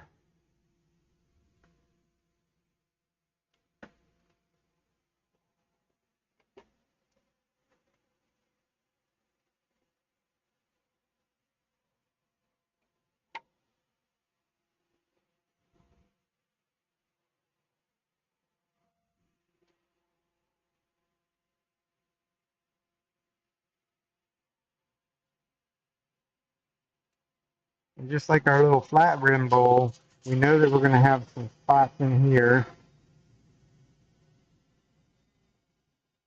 where there's going to be a little bit of disturbed grain.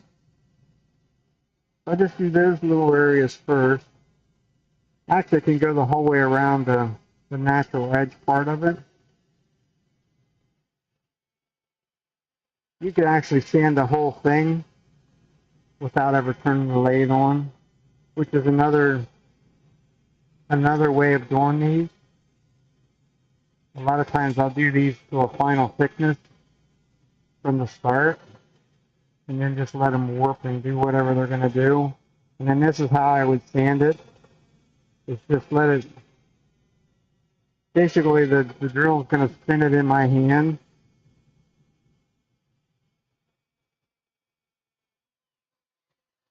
Why is there left a lump in the middle? There you go.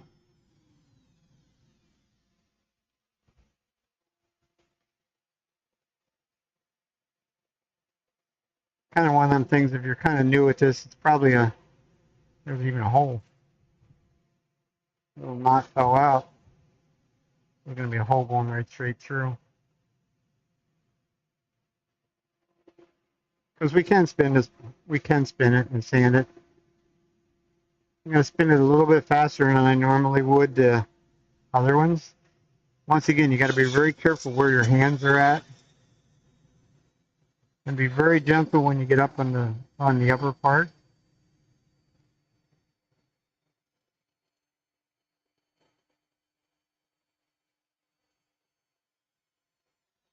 But it can be done.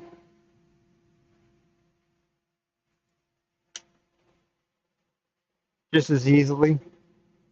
And since this one is back into a true bowl shape, it'll be faster than doing it by hand.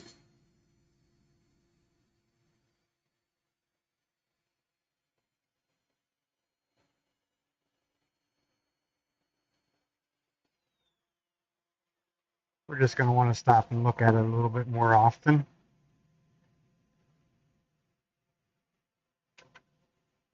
Give it a feelie. Make sure that we aren't missing something.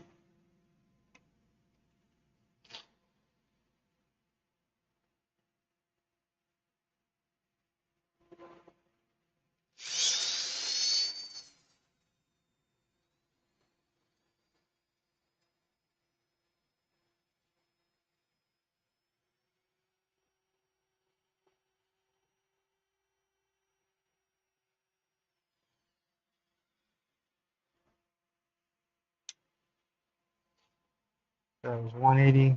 We'll go the whole way through.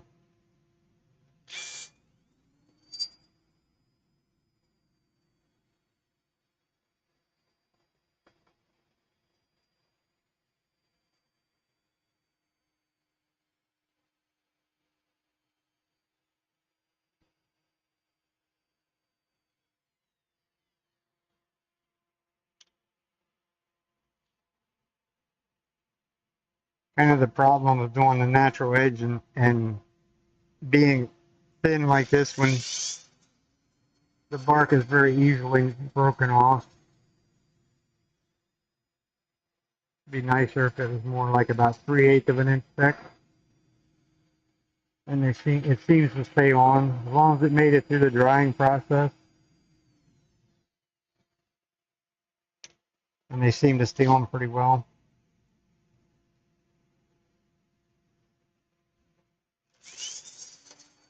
As long as you don't drop them on the floor or something.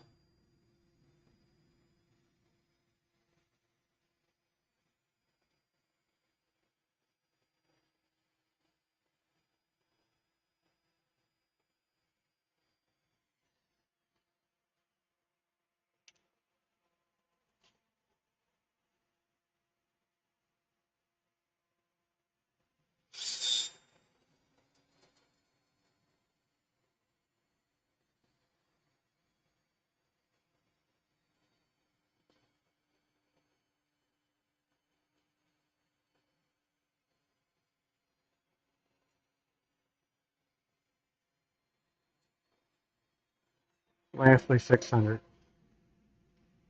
And that's the inside complete on this one.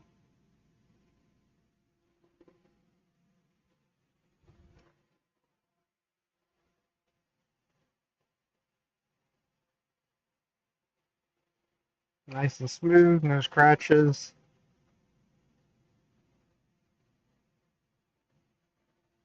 Since we did the linseed oil on the last one, we'll do the linseed oil on this one. We'll do it now. That way it has a little bit of time to dry, because we're going to flip this back around and we'll do the outside. Finish sanding the outside, take the foot off.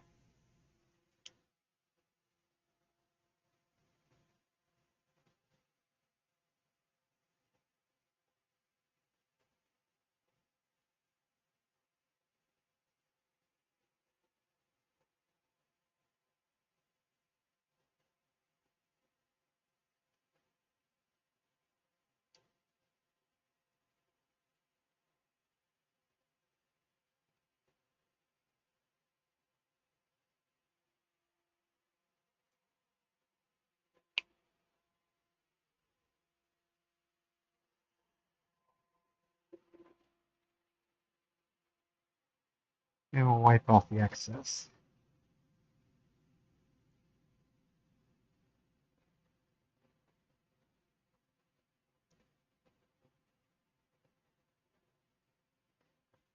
It does appear that we could have done a little bit better job, because this bark is really thin right here. This bark is probably going to fall off. Maybe not. It's kind of the other downfall of going real thin with the natural edge, because we're probably 1/4 to 5/16 here, and we're probably only 3/16 here. Just meant that my curve was a little bit off or something right there. It's going to get thinner yet when we go to sand that.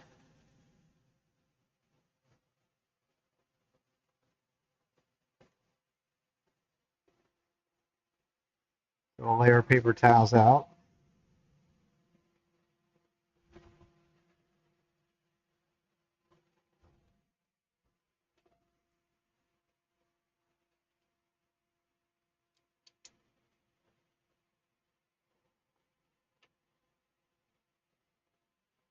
It's not bad looking, but it's definitely thicker out here than it is on the short wings. This is the one over here that's I'm going to have to sand a little harder on. Pretty much purely decorative kind of a bowl. I'm going to see if I can do it with the bigger. No.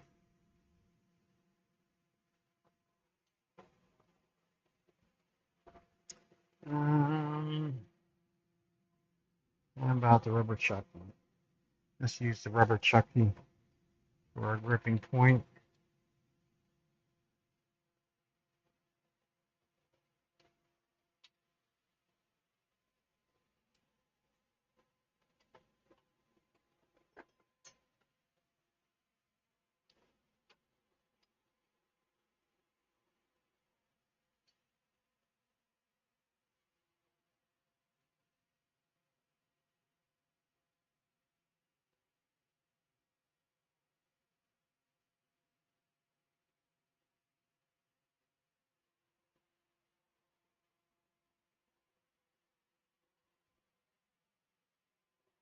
So I guess before we sand, I might as well finish the foot,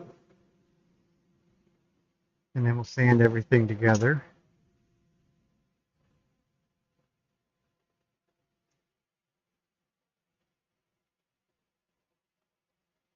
Doesn't look like I have it back in the right little ring hole. Like I say, that one's a sort of a pain because it wasn't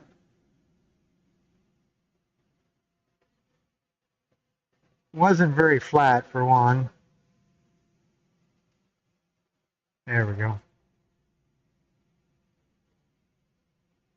Just enough pressure to keep it from spinning is basically all I have.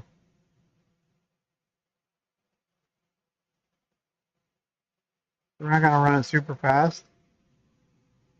We need to sort of straighten that out a little bit.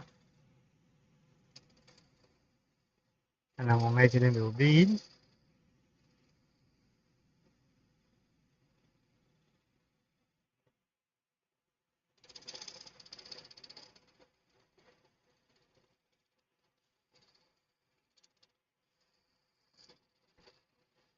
And it's not totally round.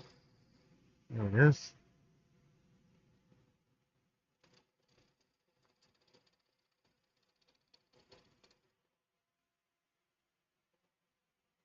So that's our little beaded foot. It also needs to be a little bit concave, which I don't believe it is right now. No, no, no. Here's where we'll get to find out whether it's I went too deep.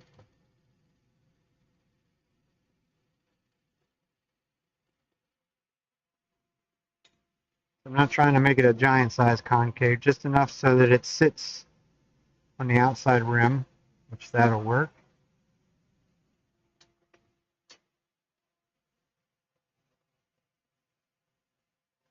So now we can go back to our favorite pastime. The bead and the bottom little area in there will have to be sanded by hand.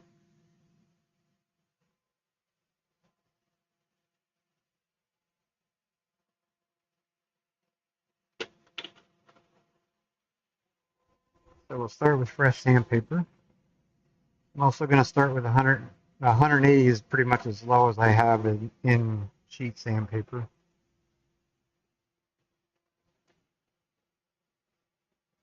So we're going to slow our speed down.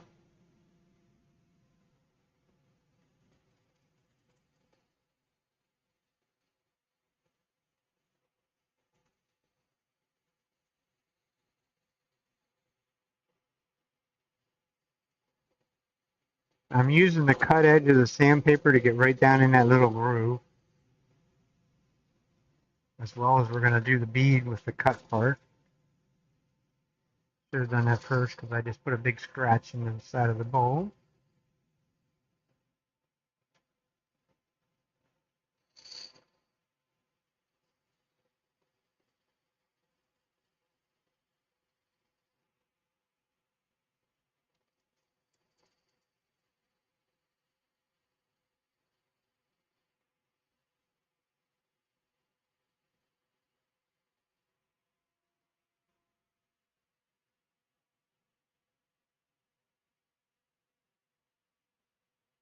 That looks good. Can even sand in here a little bit.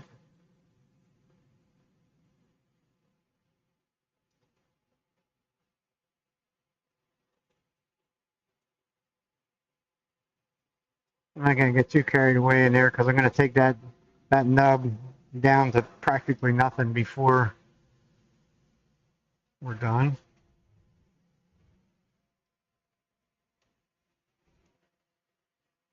There's a little bit in here I will sand complete the whole way up through. I'll do all my hand sanding at one time. Otherwise, I'll forget where I was at. What happens when you get old? You forget a lot of things.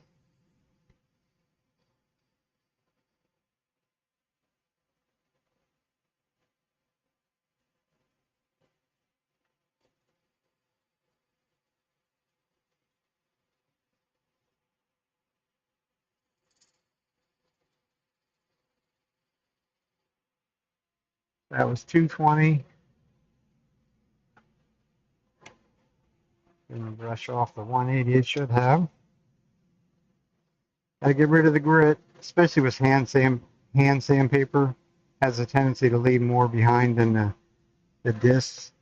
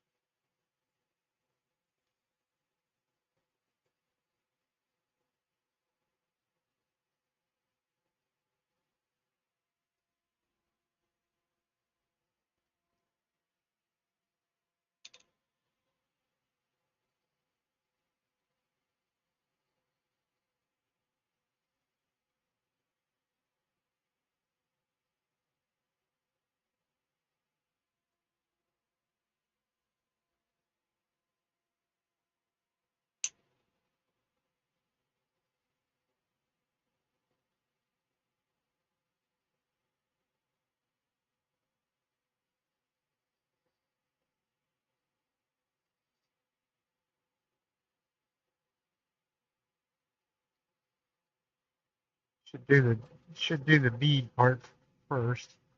I keep running the sandpaper into this. You can see a definite scratch line going around when I do it.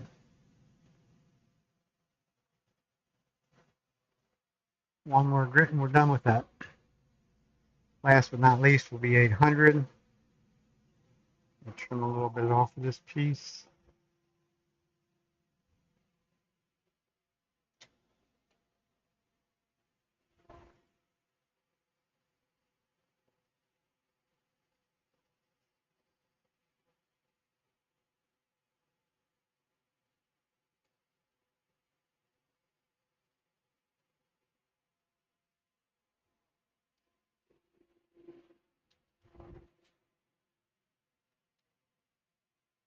Now we can go to power sanding. And I'm going to switch to the stiffer pad for that outside.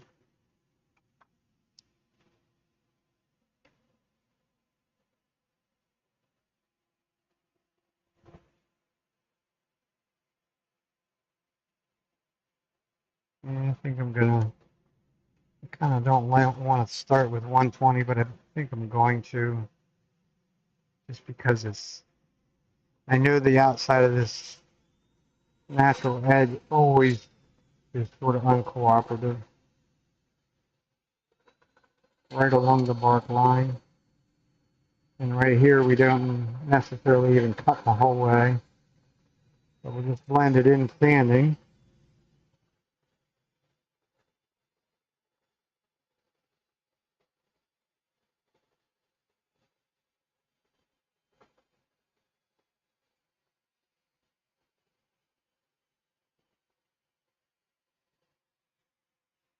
And we're actually not even touching the bark right there.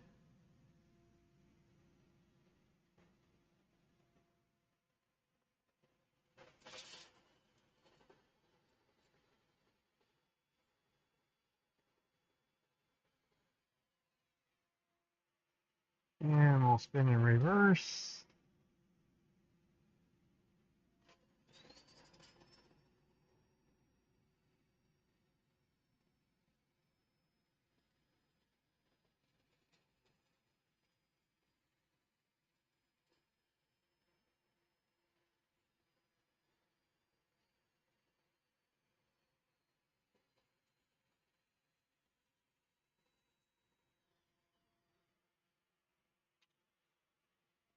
And hopefully we got rid of everything.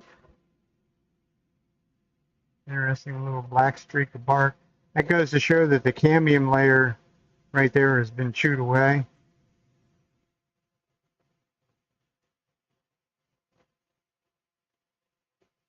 I think that looks good.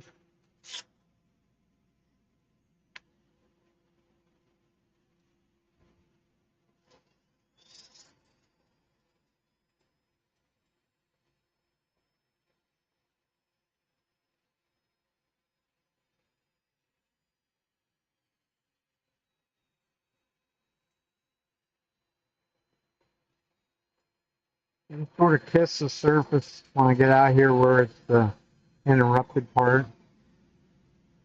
Usually it'll make the drill run faster out there. Less time for it to drop into the airspace.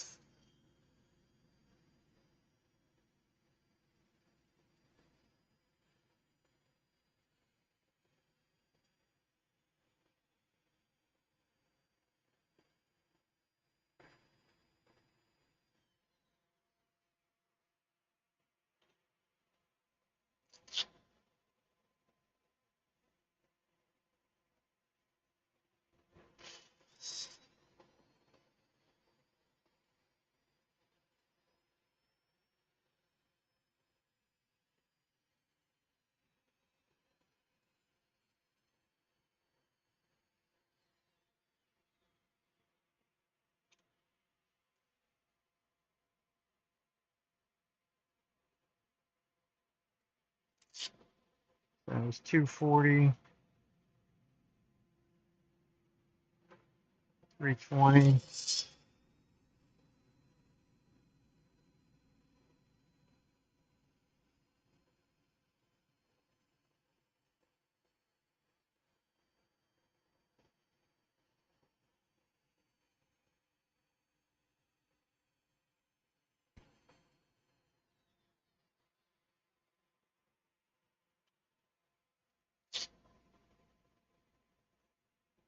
400.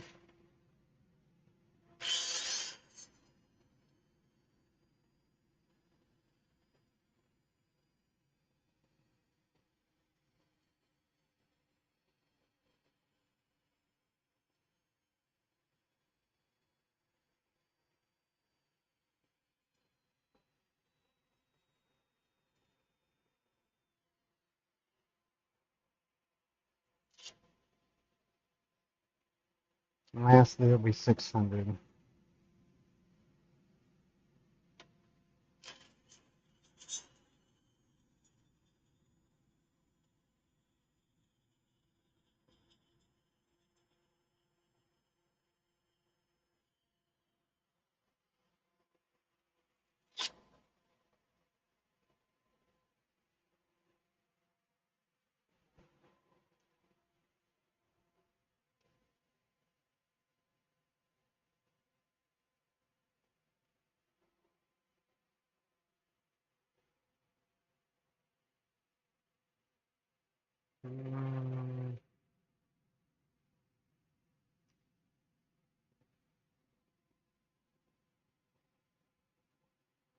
Almost looks like sanding scratches, but I don't think it is.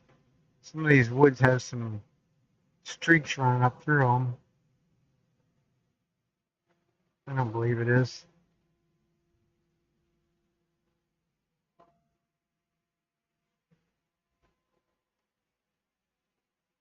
Might as well put the oil on at this point.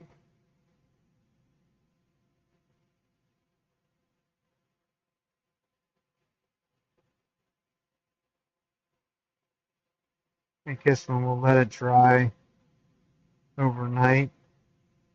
And then I'll put since tomorrow's a holiday and I don't have to go to work, I can do that tomorrow. I'll give it a coat of 3408 tomorrow.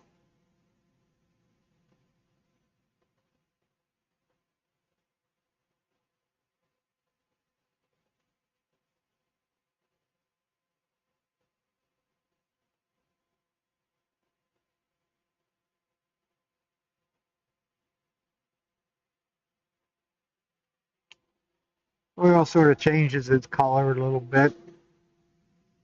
Gives it more of a cream color than a white, which in this case is kind of helpful because they are actually kind of white instead of chocolate brown that it should be.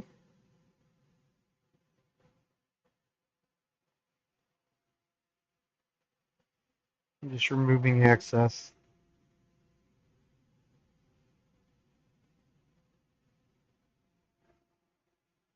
Okay. I'll unfold my paper towels.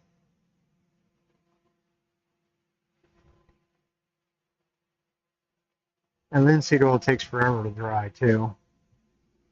And then paper towels. So this is kind of a little bit of a different method of getting rid of the last little bit. We don't want to go in reverse there, we want to go forward. A nice slower speed. Because we're going to go in here, we're going to take this down to nothing. Or practically nothing.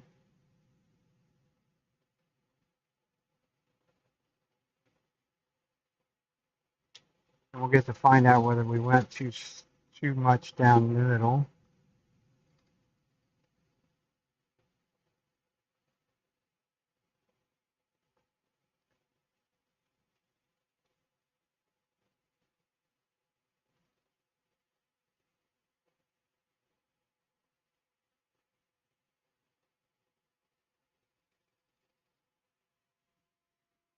A lot of times I grab these with a vacuum. Use a vacuum chuck and a vacuum to do this. But this is another way of doing it. You don't have one, you don't need to go. I wouldn't run out and buy one. Just to do this part. So I'm down to about less than 1/4 of an inch in there. What I am going to do is stay out and away from the bottom a little bit. And I'm going to go down just a little bit more. Ideally, I'd like to get it down to about 1/8 of an inch in there. Something like that.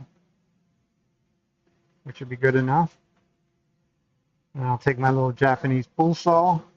We'll cut it off. And we'll power sand it using the lathe as a power supply.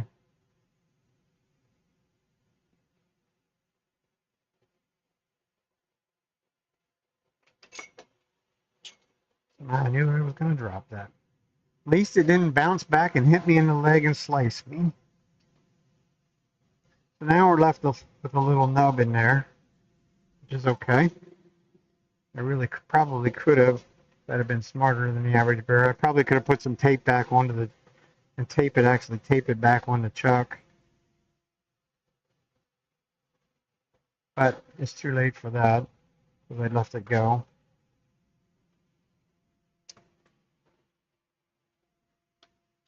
So we'll just do it the other way. Get rid of that, get rid of the chuck.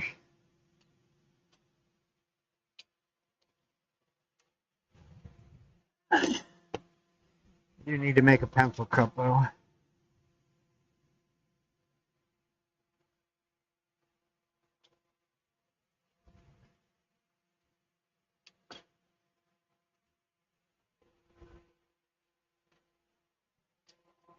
So we'll take a 2-inch sanding disc in the drill chuck. And we will sand that last little bit off the bottom.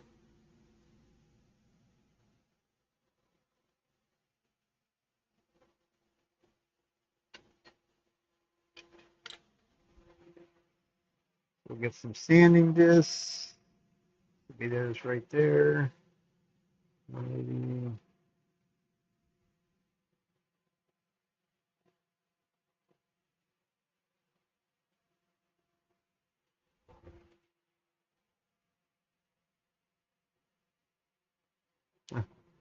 Seems to be missing one, but that's okay. I'm going to worry with it. So like a lot of the other stuff, we'll start with 120 because we do have to remove some material there in the middle. Give it a good push. You could put a drawbar through. It probably wouldn't be a bad idea. I'm not going to run at a very fast speed. It's about 700 RPM. That's kind of the wonders of using your lathe as like a disc sander and stuff like that. You can keep the speed down to where you don't heat up the sandpaper and ruin the sandpaper right away. Because really I'm just using the edge of it to start with. Most interested in getting rid of those the last little bit of stuff in the middle.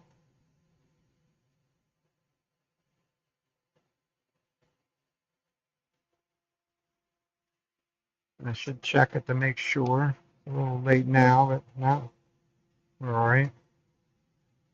So that was our 120. Not sure where the 150 ended up, but we're going to go from 120 to 180. We will go the whole way up through the grits, just like we've been on everything else. I'll sort of do it in like two halves, because I don't necessarily want to go the whole way out to the edge. Close, but not too. And I'm probably putting my head right in front of you.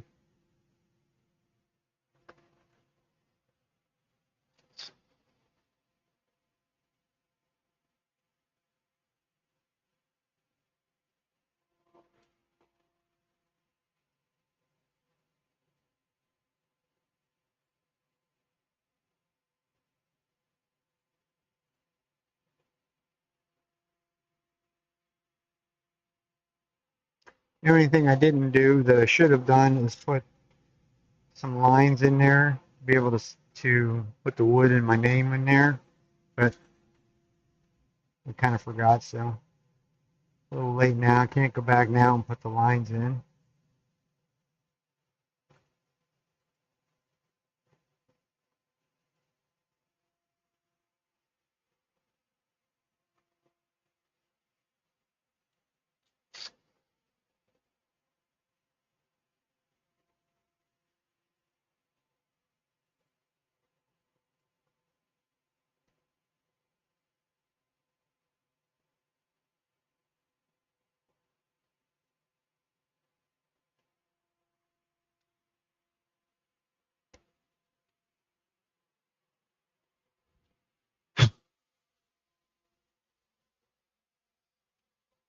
The last thing we'll do with the bottom is use a little bit 800 grit. The bottom here, we can actually go with the grain. You can do little circles, whatever. But somebody's going to, anybody that would pick that up off the table, they're automatically always look at the bottom to see whether you finished the bottom. And if it's at a craft show or whatever, they're going to look to see the price.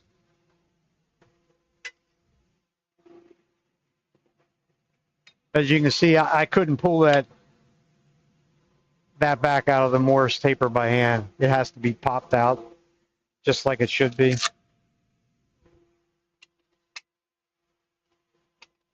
a little bit hard on sandpaper on the on the little 2-inch disc. It doesn't show that. You can see it. You're just using really the outside 1/4 of an inch for the most part, but beats the hell out of doing it by hand. So it succeeded.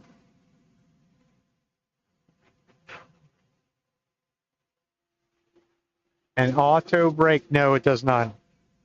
It slows down by itself. It just slows to a stop on, I guess you would say, belt friction. No, if it had an auto brake, like if you were doing, like I was doing them bowls with a chuck, if you hit the power switch and the shaft automatically stopped, that chuck would unscrew. So no, they slow down by themselves. No kind of auto braking.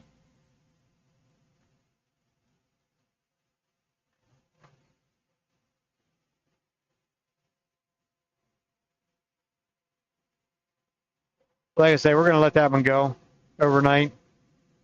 See whether it makes a difference with the linseed oil on it, because I'll be able to push it back up there, use a piece of leather here.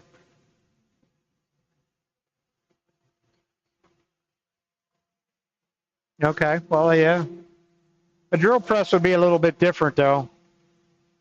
That would be, you could get away with it more so on a drill press than you would a lathe.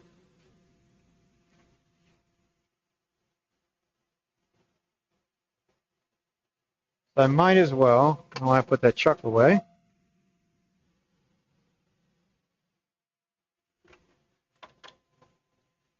Time is it? Oh, it's 9:30. Maybe I should quit. I think I will. I got a late start today. But we're off tomorrow, so I can finish some other stuff up tomorrow.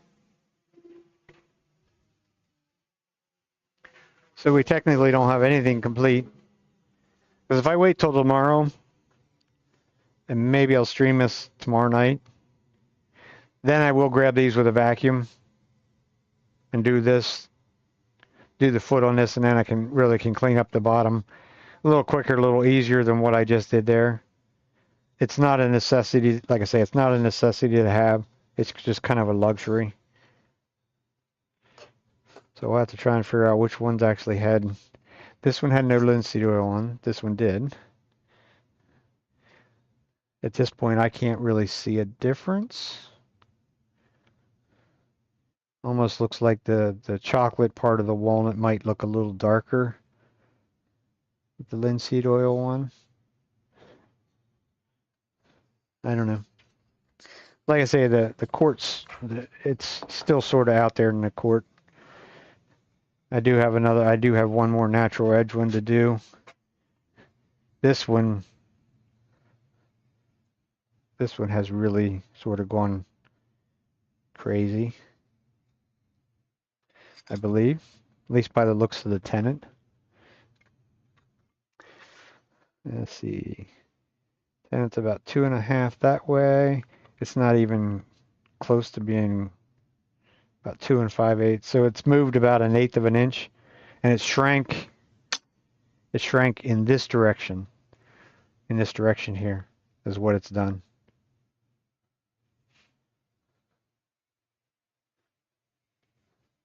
That one's about the same thickness as the other one. So it does have a knot that actually goes the whole way through that has cracked a little bit. I probably should mix up some super glue maybe tomorrow sometime and fill that crack. Super glue, you can put mica powder in to color it, and I can fill that crack because it looks like the crack actually comes the whole way through. Almost looks like it's a little bit of a crack even at the tenant.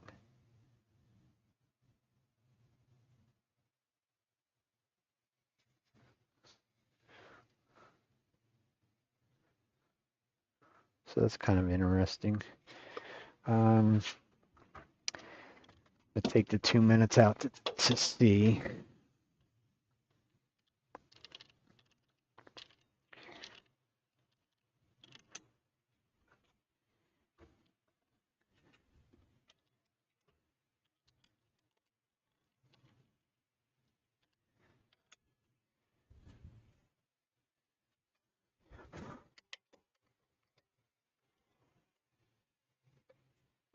Get your fingers out from behind there. Bang into the camera a little bit.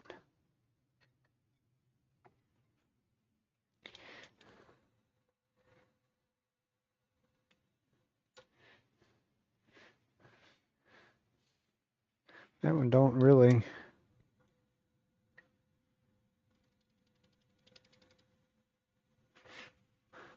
If I get down and look out across it, you can sort of see how much material I'm going to have to take off to get it back into a true shape.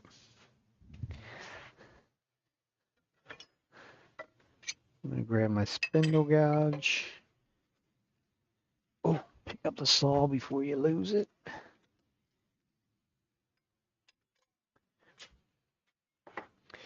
I'm just going to true up this tenon a little bit to see what it is that we're going to end up with tomorrow or whenever I get back to it.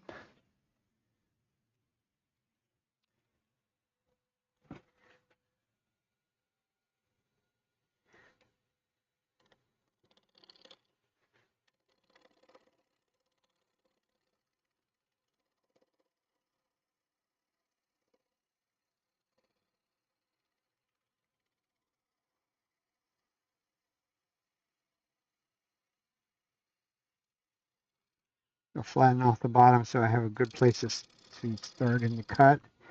Somehow or another, I think I just sharpened that. If I did, it surely helped me sharpen. Just use the little one. I know it's sharp.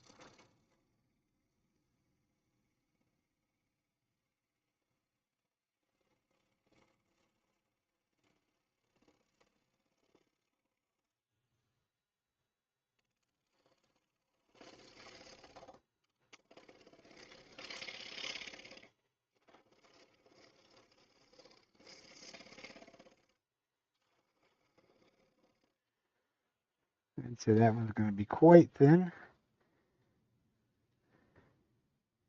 It's probably almost 1/8 of an inch there, and we still haven't touched over there. Still don't have the tenon quite around yet either.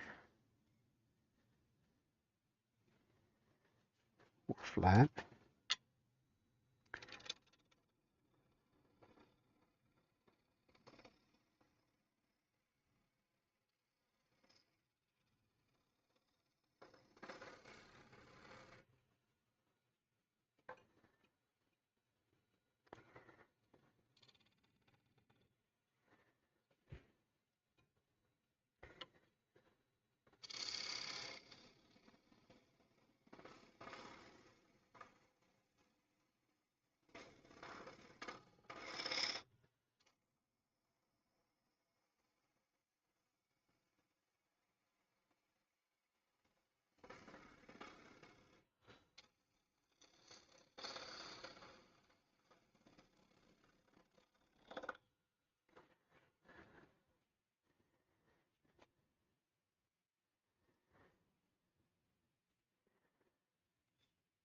A tiny little bit of the knot. That's all the further I'm going to go with it. What I was looking for, because this crack is definitely a branch or whatever went through there, and it does have a little bit right there. I have to be aware of that when I go to fill it. We have one of them days where you just keep dumping the super glue in there, saying, well, how in the world that crack is bigger than what it is, and you flip it over and now it's super glue running all over the place onto something else.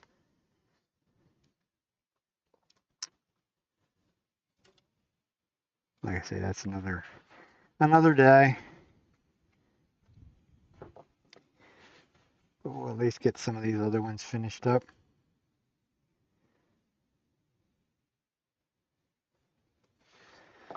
Tomorrow is another day.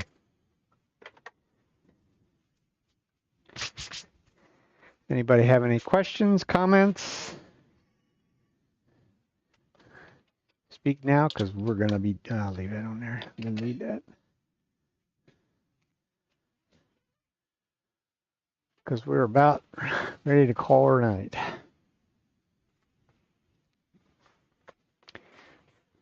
See if we can find somebody else on.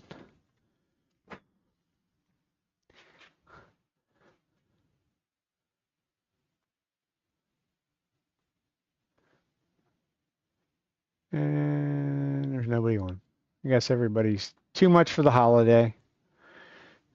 So just going to call it a wrap. Thanks for coming in and hanging out. And we'll see you another night. Like I say, I might do something tomorrow evening. It'll definitely be earlier and won't be going this late. This would be bedtime tomorrow night. So y'all have a good 4th and stay safe in whatever you're doing. Don't be drinking and driving. I'm a trucker by trade, so I don't want to see any drunks out on the road. So y'all have a good week. I'm normally here Sunday evenings. It's just my normal time to be here. Other than that, have a good evening.